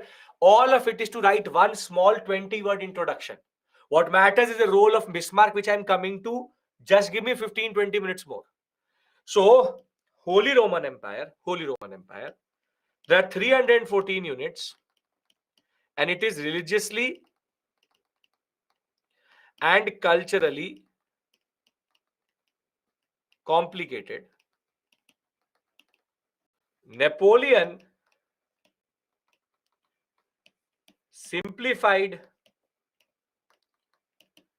this area from 314 units to 39 units and named it Confederation of Rhine. Now, obviously, when in 1815 the Metternich order comes through, France's border goes back to the 1792 border. Metternich changes the system and concept of Confederation of Rhine, and he now renames it to, he renames it to German Confederation. Now, the beauty of the German Confederation is, this is the German Confederation, which you see here. I'll mark it for you also.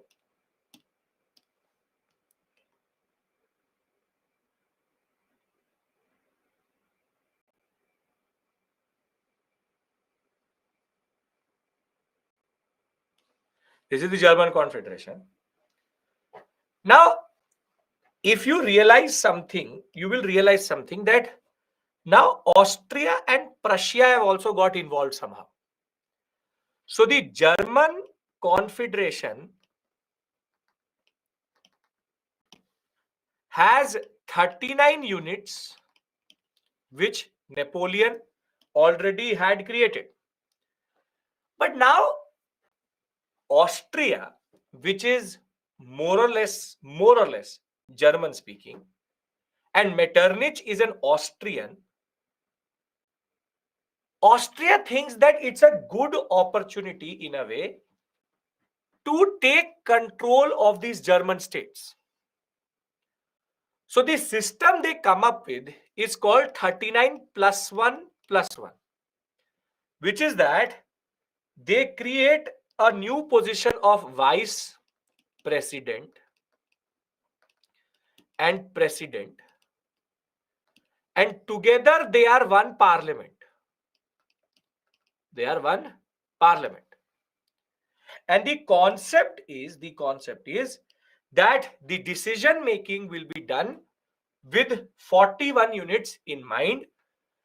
But now the question was, both Prussia and Austria had given up territory to create the German Confederation. And you can see here very clearly that Prussia has given up this much of its area, and Austria has given up this much of its area to basically create the German Confederation. Now tell me one thing, who has lost more territory relative to its size, Prussia or Austria? Prussia is this bigger country, and you see it has lost most of it to German Confederation. So in a way, who should get the president's position?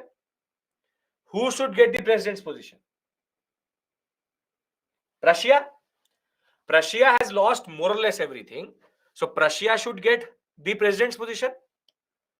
But no. The point is, Metternich is an Austrian. Austria is given the position of the president, and Prussia is given the position of the vice president, all based on their own internal rivalry and nationalism. Now the German Confederation comes into existence, in which there are 39 units which are presided over by a vice president, which is Prussian, and a president who is Austrian. Now, if I'm a Prussian, would I like this arrangement? See, Prussia can't resist it because the Congress of Vienna is doing this. The Congress of Vienna is mandating it. So if I'm a Prussian, I won't like it. So now the German Confederation, which is 39 plus Prussia plus Austria, there is a rivalry which will become very important. And that rivalry will be Prussia versus Austria over who will dominate who will dominate the German states? Now, can anybody give me a wild guess? What would be the nationality of Bismarck? Why Prussia and Austria ceding the territories? Because that is what Metternich wanted, which is first cede some territory and then capture full power. Yes, he was Prussian. He was Prussian. The unification of Germany is nothing but the unification of German states by Prussia. Now, is it making sense that why am I talking about this in a certain way? The point is very straightforward. Napoleon they started like this. Now they became German Confederation of Rhine. He paved the way for nationalism to rise. Napoleon paved the way for nationalism to rise. But the German Confederation was where the real problem started, which is this pro-Austrian policy which Metternich followed irritated the Prussians, and now the Prussians are going to find a way somehow to unify these 39 units with them. And this is basically the second phase of our discussion. So, first phase of discussion was this: Holy Roman Empire becoming the Confederation of Rhine. Second phase of discussion is how Prussia will try to unify the 39 states. Can I discuss this part, which is what does Prussia do? What is a very comical thing which is going to happen? And thereafter, Bismarck is going to come into the picture. Which language do the Prussians speak? German only. But towards this area, what is common to the areas which is ceded is all speak German in that sense. German is the unifying feature here. Now, pay attention. Pay attention. Very beautiful thing is going to happen. So, 1 second. Yes. Now, between 1806 and 1815, what has happened? Confederation of Rhine. Then 1815, it becomes German Confederation. And this German Confederation is important because it is Prussia versus Austria. Now, somehow the Prussians have to make the 39 states feel that Austria is not doing anything for them. This is the basic rivalry. So what the Prussians come up with is called Zollverein. Pay attention, not Wolverine, not Wolverine, Zollverein. Pay attention, please. Zollverein. Zollverein is basically a customs union, which is one custom area. So what Prussia does, it adds these 39 units with itself and says in 1818 that, see, previously you had to pay import-export duty or any form of cess or duty at multiple points. But what Prussia says to these 39 states is, don't worry, let's become one custom union. If somebody pays tax in Prussia, he has to not pay tax across this whole sector. This is a very unique thing because without political union, they have become one economic union. A very good example of, yes, Chaitanya, is EU. EU is one custom union. EU is custom union. In EU, if you pay tax, for example, in France, then you don't have to pay anywhere else. If you pay it in Denmark, you then again don't have to pay anywhere else. Same way, Zollverein was a custom union which Prussia developed so as to show to the 39 states, see, we all are together and see, we are working to make the 39 states simple. simple, better administration. All of this is to basically undercut the Austrian power. Zollverein was there to undercut Austria's influence. Basically to tell the people, see, I am trying to do it. Prussia wasn't president, but it was vice president. Do you really think that Prussia was doing this whilst advertising it on the newspaper or on the TV? No, everything was done very secretly. And Austria was excluded also very secretly. When Austrians used to ask the Prussians, they said, no, nothing. Zollverein, small idea, nothing big. It is not the era of big politics. It is the era of secret politics. So Zollverein is to basically show to the 39 states that Prussia is better than Austria. Understand the purpose of Zollverein? Do you understand the purpose of Zollverein? Very good. Now the real comedy will start. See, 1815, 1818, 1848. Confederation, whether not confederation, but German Confederation will be there. And since 1818, Zollverein was undercutting the Austrian influence. Now, if you remember, we've all just done it 15 minutes back, is that in 1848, there will be a reaction. Very bad reaction to the Metternich conservatism. Metternich, in a way, stifled freedom of speech.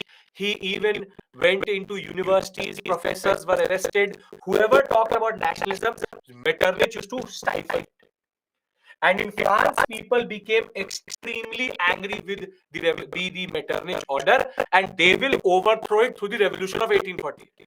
And now it will spread across Europe, and it will also spread to Germany. And when it will spread to Germany in 1848, now the people will come together.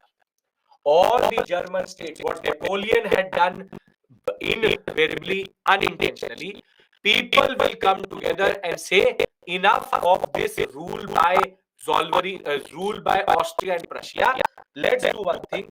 Let's meet at Frankfurt. And this is called the Frankfurt People's Parliament.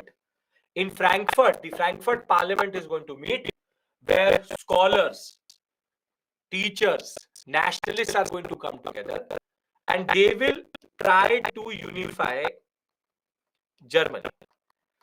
But now they had a question in front of them. The question was, how should this Germany look like? One is the concept of Klein Deutsch, which is little Germany, and the other one is called Grossdeutsch, big Germany. And this is basically 39 plus Prussia only, and this is 39 plus Prussia plus Austria. Guess what did they choose? Guess what did they choose? What did they choose? Little. They chose little Germany. Basically, Zollverein strategy had worked, because the people, when it came to choosing the leadership, they chose Prussia as the leader rather than Austria as the leader. So it's the Zollverein mindset which succeeded. But now imagine, I'm setting a scene. People take a call. Yes, Prussia is going to be our leader. Prussian administration, Prussian minister had been working since 30 years for this moment to come to existence. Now the people go to Prussia. And one second.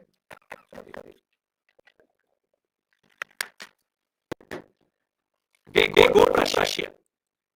And and they meet the Prussian king. And they say to the Prussian king, these people, that we are the Frankfurt Parliament.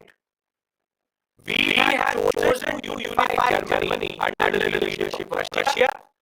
We want Russia to be the leader of our country as a constitutional monarch. We want you to be our monarch. Is this dream come true for Russia? Is this dream come true for Russia? Yes, it is. This is what Russia wanted. That Russia gets the leadership, it not lost too much territory. It becomes the leader of these 39 states. Years of hard work, solving everything had built up to this point. And the king of Russia says, yes, who are you? Frankfurt Parliament, meaning people. I will take power from people. I don't. Only I take power from kings. Now the ministers of this Russian king says, what dumb about the king are you? We were trying to do this for 30 years.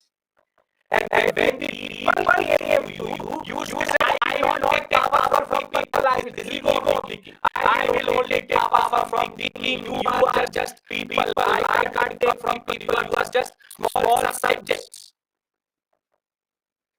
And this fool literally denies what the Frankfurt Parliament says.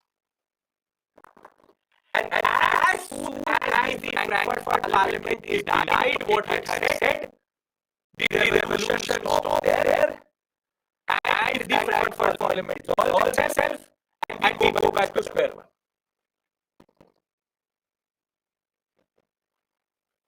They are basically dumb. That is the point.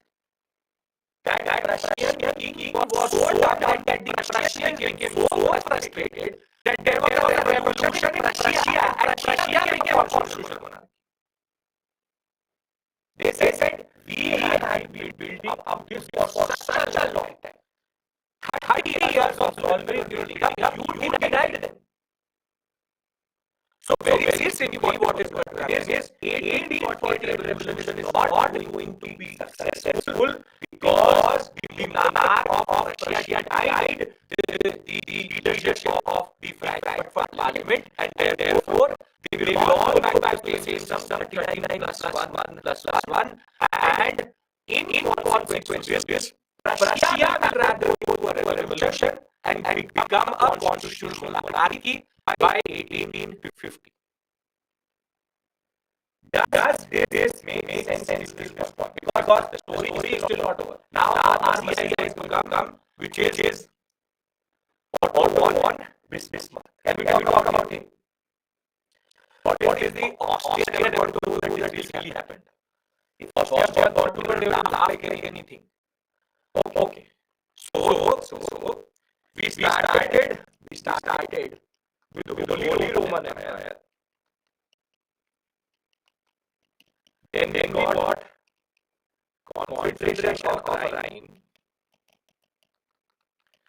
Then we got German Confederation.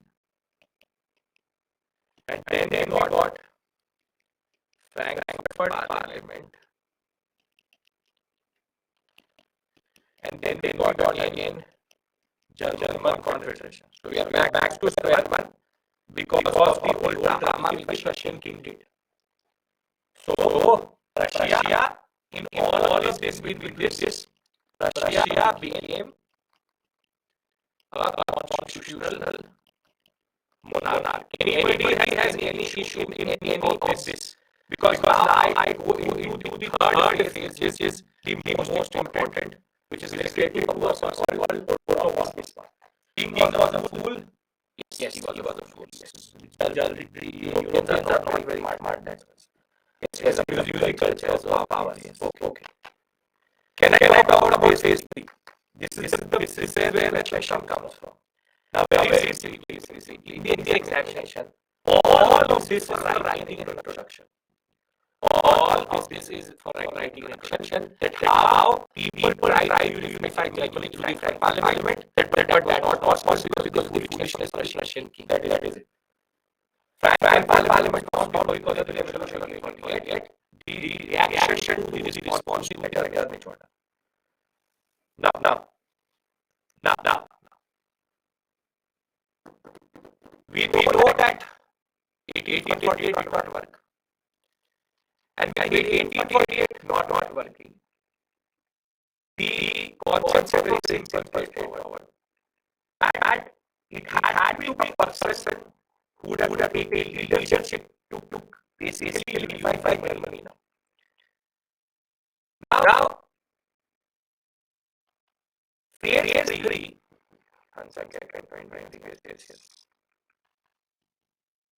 Phase 3. We are in 1860s. It has been 12 years since Prussia had become a constitutional monarchy, and the Metternich order more or less had fizzed out, had been diluted. Napoleon III was now ruling France, and German states had still not actually unified. Now, in 1862, a person called Otto von Bismarck will become the Prime Minister of Prussia. And because the King of Prussia was not very keen with this constitutional monarchy thing, there was always a tussle between the parliament and the king. But Bismarck was that person who everybody accepted. They thought that, okay, he's a no-nonsense person. He's a conservative also, but he's also radical. So Otto von Bismarck was liked by everybody when it came to Prussia. And that is why he was chosen as the Prime Minister also of Prussia. Now, 1862, in the budget session of Prussia, Otto von Bismarck is going to give a very important speech. And that is called the Blood and Iron speech. In the Blood and Iron speech, Bismarck is going to argue something very big. He will say that the revolution of 1848 and Frankfurt Parliament shows us one thing, that people cannot unite Germany. What can unite Germany is only two things, blood and iron, which is military power, sacrifice, and diplomacy. And it is in this speech that Bismarck takes an oath that I will unite Germany, I will unite Prussia with Germany whilst removing Austria from it. Now, when we look at the map of German Confederation, the biggest obstacle which Bismarck has is which country? Austria. Austria is the biggest problem in unification. It will not allow unification. So now Bismarck has to play a game. And that is why sometimes Bismarck is also called a very, very good diplomat. And that is why UPSC wants you to study unification of Germany, Italy, because for an IFS officer, Bismarck shows you how diplomacy can do wonders. Now, see, in 1860, the problem is that attacking Austria is not the problem. For Prussia, attacking Austria is not the problem. The problem is that if the three other great powers, Russia, Britain, and France, if they wake up which is Napoleon III, Great Britain, and Russia, if they wake up, then would Prussia stand a chance against Austria? No. These three powers have to remain silent for any action to be done. Now you see how Bismarck plays a game. See, in the period between 1862 to 63, there was a rebellion which happened in Poland. There was a rebellion which happened in Poland. This is Napoleon III, not Napoleon. There was a rebellion which happened in Poland.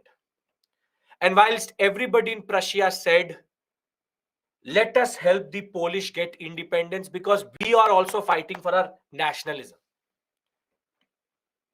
But Bismarck doesn't do that. Bismarck travels to Russia to meet the Tsar. Tsar is basically the title of the king. Tsar, you would have seen this spelling also. Tsar. Tsar is king. He goes and meets the Tsar. And he says to the Tsar, I have a new army. Very beautiful army, modern army, very must, very good army. I have not used it. Why don't you take this army and use it on the Polish and suppress their nationalism? The Tsar says, nothing comes for free. Why are you giving me assistance? So Bismarck says to Russia, to the Tsar, see, I only ask one thing from you. You take my army, you suppress the Polish. We will not say anything. But I am going to attack Austria because I want to unite German states into Prussia. And when I attack Austria, do not respond. Do not respond. Act like nothing happened. Stand in the corner facing the other side. I am not asking for assistance. I am not asking for help. I am only asking for benevolent neutrality. That you don't do anything. You just face the other direction saying, no, nothing is happening in the background. Kuch hua hi nahi. And the Tsar finds this deal very, very lucrative. So the Tsar says, okay, I am ready to use your army and I will not say anything when you will attack Austria. So, first obstacle covered. Why will Russia attack Poland? Because Poland always wanted independence out of Russia. They were not still an independent country.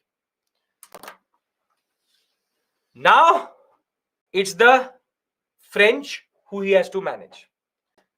Now you see the level of drama which Bismarck can do and how he uses the emotional card. Now, Bismarck goes to France. Everybody is following me till this point? No issue? This is what is going to come in the examination. Role of Bismarck. Now, he travels to France. And when he goes to France, he meets Napoleon III. This is why I had to tell you the story of Napoleon III, which is he's the nephew of Napoleon Bonaparte. His uncle was Napoleon Bonaparte or Napoleon. Now he goes to Napoleon III and he says to Napoleon III, Khoon kholta hai mera. My blood boils when I see the Metternich order and these Austrians laughing. Wasn't it an Austrian who humiliated your uncle? Wasn't he the one who actually did everything? So Napoleon III says, yes. Tha to Austrian. It was an Austrian only. So Napoleon III, now emotional, Bismarck says to Napoleon III, I want to take revenge for you. I am going to attack Austria. Don't say anything. And Napoleon III says, okay. I will not say anything. You attack Austria. You take revenge for my uncle. Ilma, everything what I'm saying is written in an official way in the PPT, so you don't have to remember the stories. Try to understand the story. I'm trying to dramatize it so that you understand it well. You just have to write it in the examination. Don't worry about that. Now, who is left? Britain. Now, Bismarck travels to Great Britain and he meets the leading parliamentarians and the British.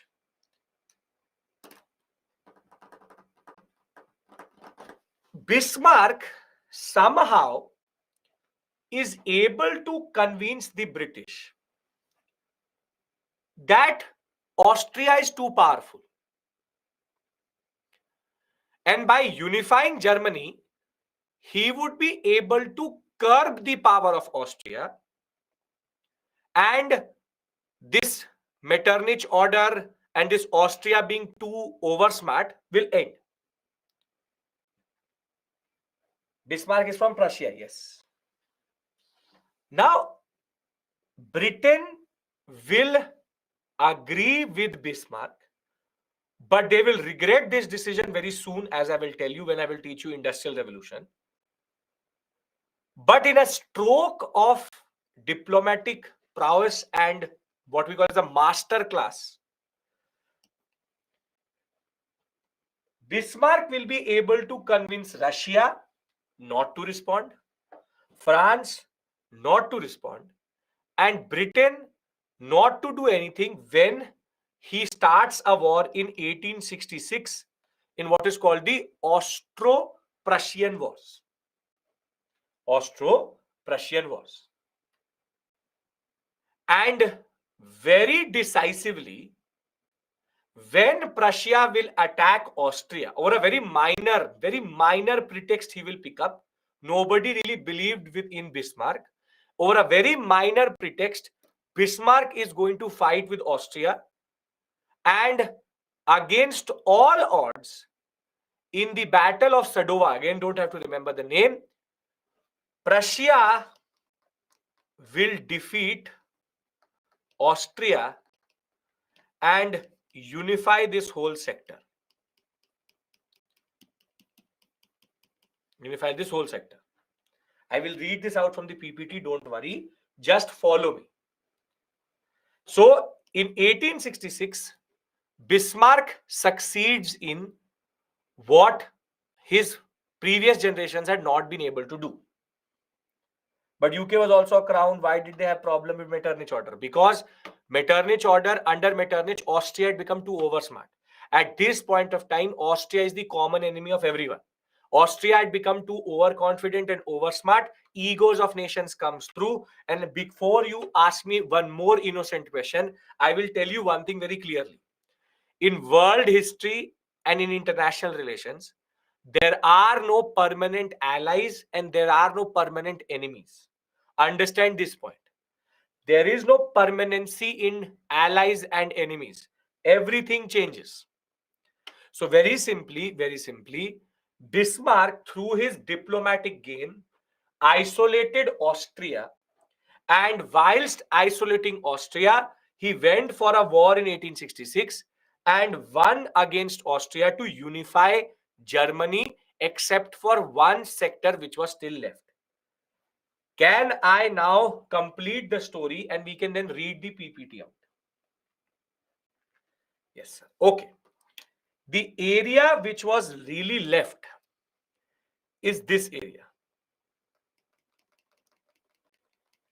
And this area is very decisively called, and you would have heard it for sure, Alsace and Lorraine. Alsace and Lorraine is a very, very fertile area. You know, he's taken this also, obviously. He's taken this also. He's taken all of it. Alsace and Lorraine is a very, very fertile area, very resource-rich area. But now Bismarck has a problem. Bismarck's problem is that Alsace and Lorraine is controlled by France. is controlled by France. And if you remember, he had taken the favor of France in fighting with Austria. So now Bismarck is in a little bit of a dilemma. What to do? He wants Alsace and Lorraine, but he cannot, in a way, go against France very outrightly without any reason. And France may not be very powerful, but it is still powerful. So Bismarck leaves this issue for 2-3 years. He's already unified the Prussian sector with the 39 states, but Alsace and Lorraine is left. But something very interesting is going to happen in 1869-70. What is going to happen is that in Spain, the king will die.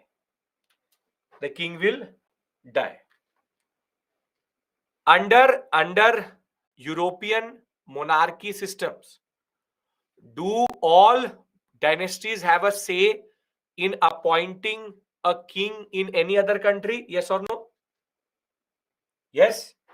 That is the pretext of the Austrian War of Succession and the 7 Years' War. Now what happens is that Prussia nominates a king for Spain, and France also nominates a king for Spain. But now, as soon as the French get to know that Bismarck has nominated a king, Napoleon III says to Bismarck, remove your candidate, I helped you, and you will never claim to any throne in Europe generally. And it is here that the public opinion in Prussia became very, very anti-French. And Bismarck saw it as a very important moment in which he could attack France. And in 1870-71, Prussia will attack France. And against all odds, in the Battle of Sedan, Prussia will defeat France and take Alsace-en-Lorraine, and Napoleon III will die just after this war, and France will become a republic in the form of the Third Republic. And this is how Bismarck consolidated and made Germany what it was and what he had thought of in Central Europe. This is basically the story of the unification of Germany. Now, if you allow me, I'll read it out from the PPT. In the PPT, the Bismarck part is very well written. It is very elaborate. If you write it in the examination, you will automatically get an answer for 250 words. Can I do that? But generally, does it really make sense what I said to you? What I said to you, does it make sense? Yes? I will also make the two timelines again, and we will consolidate and leave for today. Yes? Okay, perfect. So let's start our story on the first point itself. The unifying factor in Germany was language. German language was the basis for their linguistic nationalism, and linguistic nationalism was developing, though there were always problems of unification. Now, Napoleon was the first person who paved the way for unification of Germany, because when Napoleon captured this sector, 314 units were there, but he simplified it for administrative convenience to 39. He renamed this area from Holy Roman Empire to call it the Confederation of Rhine, and he brought in a lot of reforms. Austria-Prussia were also defeated at this point of time. So whilst Prussia went in for reform, Austria did not really do anything. And in a way, it was the trigger of Napoleon which put all of these pieces together. Now, when the Congress of Vienna met in 1815, a German confederation was created with 39 German states with the presidency of Austria and vice presidency of Prussia. This together was the main body, the Federal Diet or Bundestag, which is parliament. And Prussia was though given Rhineland, there was a lot of rivalry which will start to develop between Prussia and Austria, because Prussia lost more, Austria lost less. Now, in order to undercut from Holy Roman Empire to Confederation of Rhine to German Confederation, in order to undercut the Metternich system, which is basically a reactionary conservative order which came up under the Austrian Chancellor Metternich. The first goal of the Congress of Vienna, the Concert of Europe, was wanted to prevent French aggression and a French revolution. They wanted to restore balance of power and monarchies, and the royal family should be put back to the throne and they should be protected. Now, the solution which the Prussians found to the what we call as Metternich order was in 1818 there were 67 tariff zones which were there. Sir, what did Russia have to do with Austria? Why did they have? Russia and Prussia both have one common border with Poland, and Poland was fighting against Russia.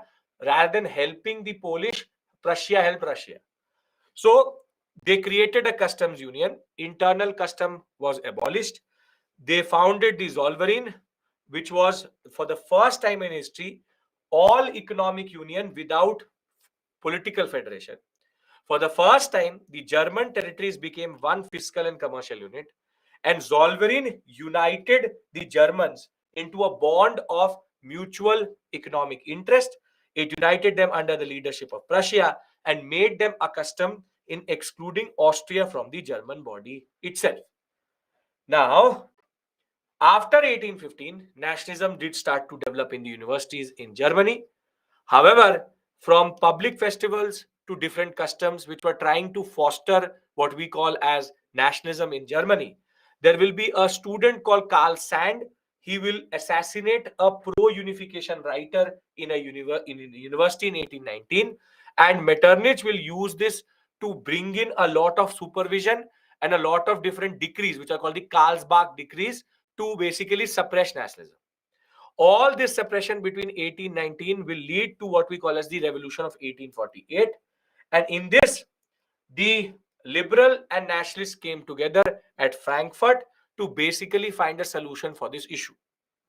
And the Frankfurt Parliament will now start writing a constitution for a German state. Now, in this, there was a very important conversation which was happening between the professors, lawyers, and businessmen, that what are the two types of Germany they should have. Should they have Greater Germany, which is Grossdeutsch, Austria, Bohemia, Moravia, plus Hungary, plus the parts of Austria, plus Prussia, plus 39 states, or it should be Kleindeutsch, which is excluding fully Austria and only Prussia as leader.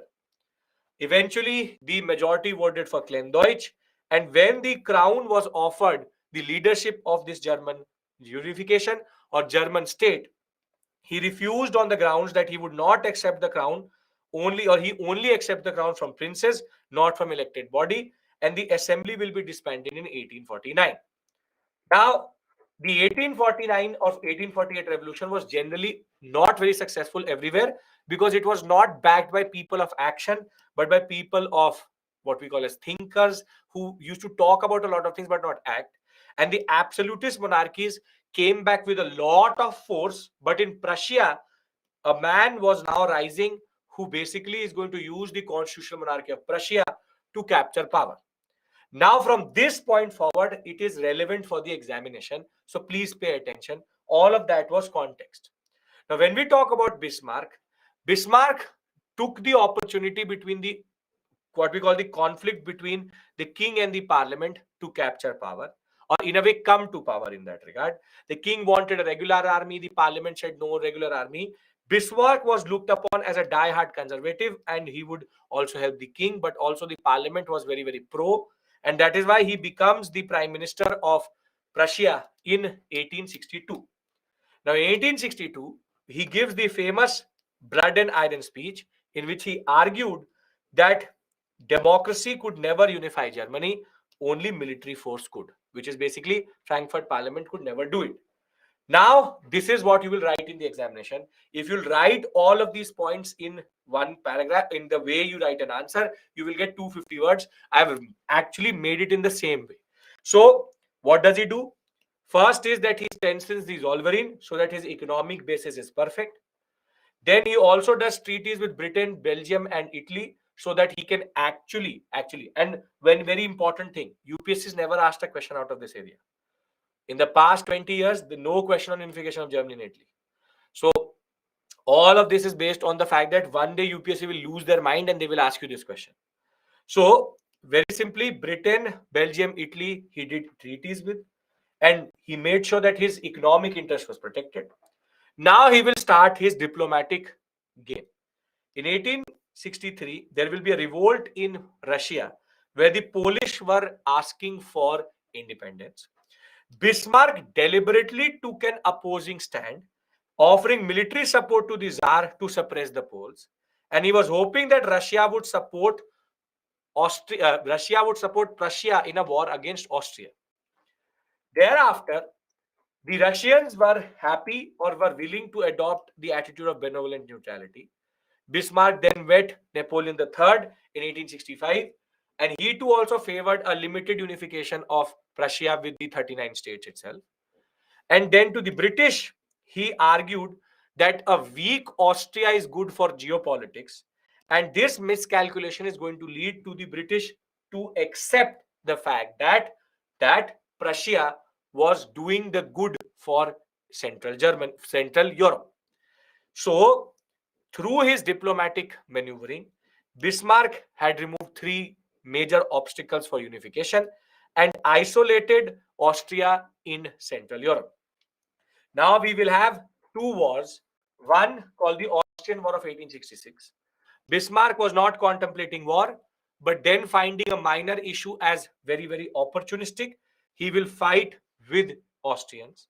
In 1866, when he will fight, at the Battle of Sadova, against all odds, the Prussians will win against the Austrians, and he will be able to unify most of Germany at this point of time.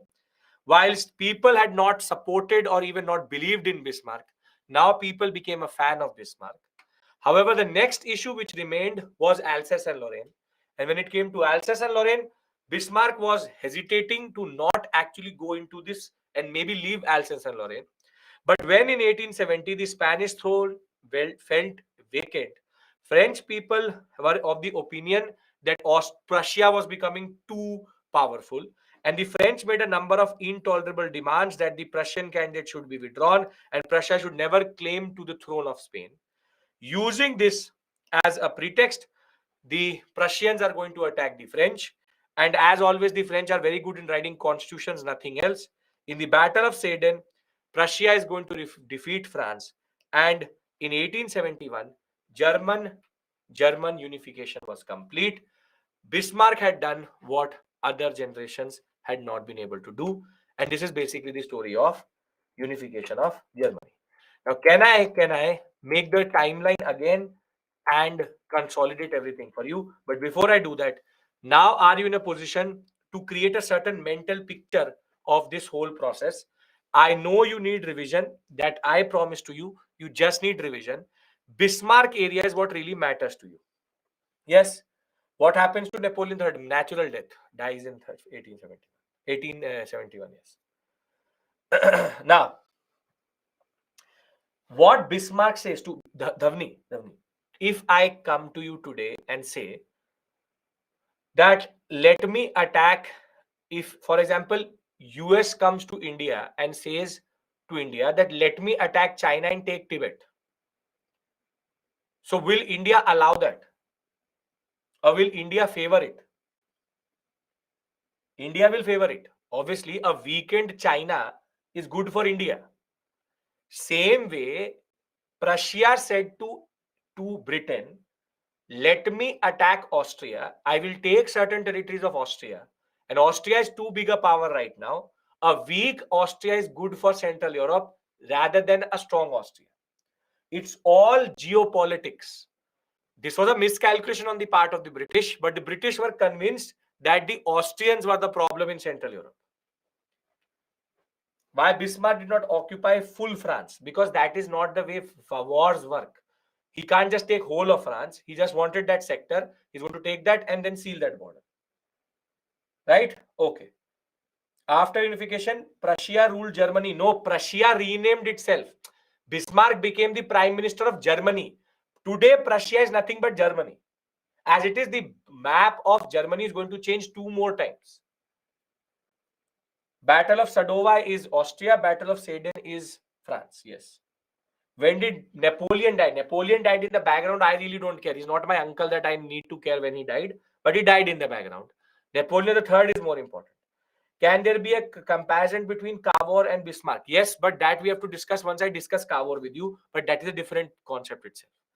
Can I consolidate the German story and we break for today and then meet on Monday to finish Italy and then start Industrial Revolution? If you found this manageable, this is the heaviest section of world history. After this, there is nothing really in this whole sector or whole course, which is basically cause, significance, consequence. That is it. What to do with the Alina? You don't have to do anything with the stories. You just have to remember these 5-6 slides. You have to remember from this point. From this point forward, 1, 2, 3, 4, 5. 5 slides I'm asking you to remember. Okay. Now I'm just going to consolidate everything. It is interesting. You would never do it yourself. UPSC makes you understand it. That is why you're doing it. Okay.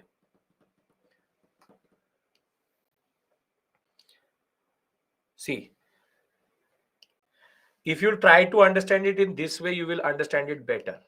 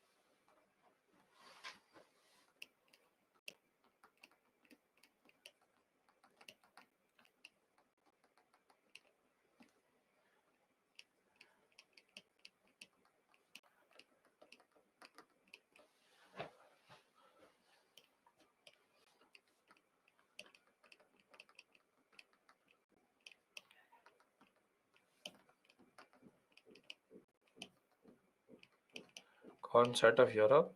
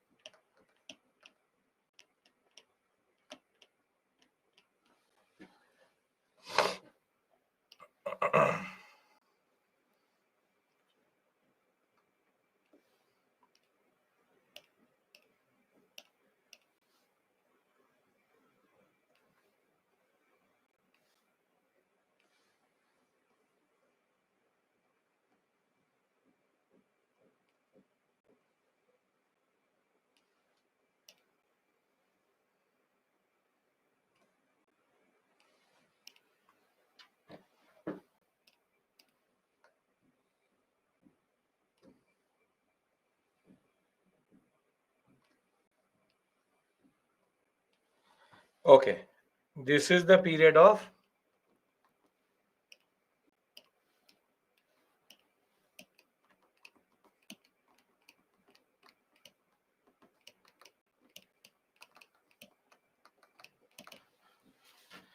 this is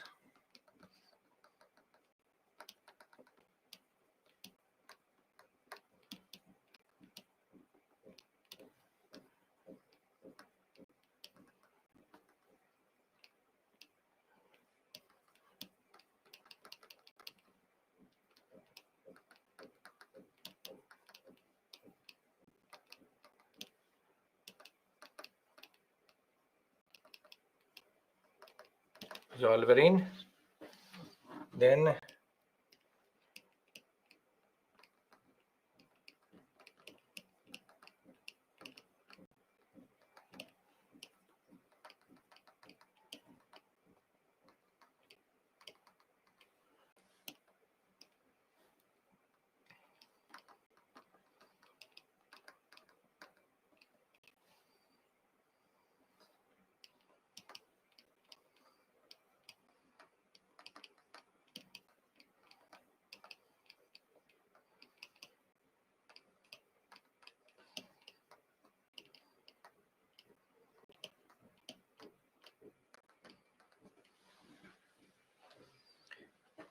Napoleon III as emperor since 1852.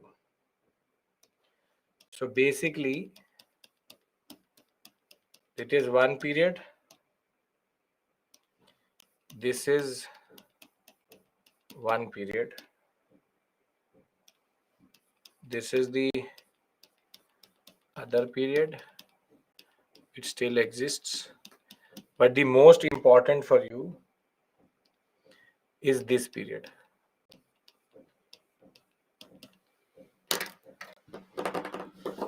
France, Napoleon is emperor, Holy Roman Empire defeated, Battle of Waterloo, Revolution of 1848, Napoleon III as emperor since 1852, Third Republic after Battle of Sedan, Holy Roman Empire, Confederation of Rhine, German Confederation 39 plus 1, Prussia, Austria 1818, Zollverein, German Confederation, rise of Bismarck, Austrian War, France War, unification of Germany. Now, does it make sense? And on Monday, I will add Italy to it, and you will realize that basically the events remain the same. The events remain the same. So, with this, we end for today. Have a very productive weekend. I will see you on Monday. We will talk about Italy, then we'll enter Industrial Revolution. Very, very important module, very interesting module. Last major discussion is Cavour. Thereafter, Industrial Revolution, First World War, Russian Revolution, Second World War, Cold War. Very, very internally connected and very, very well understood and very easy also. How come Austria had no idea of the meeting? All has been done in secrecy. You will get 5 questions from me. I think tomorrow it will be uploaded to your portal. So you can practice through them from whatever we've covered in these 3 modules. Don't worry about it. Why not Britain interfering, France, Germany, Austria? Why is Britain intervening? It's a world power. It's a great power. Geopolitics. Now I understand when Jaishankar criticized Europe and West for meddling into sovereignty. Yes, that is true.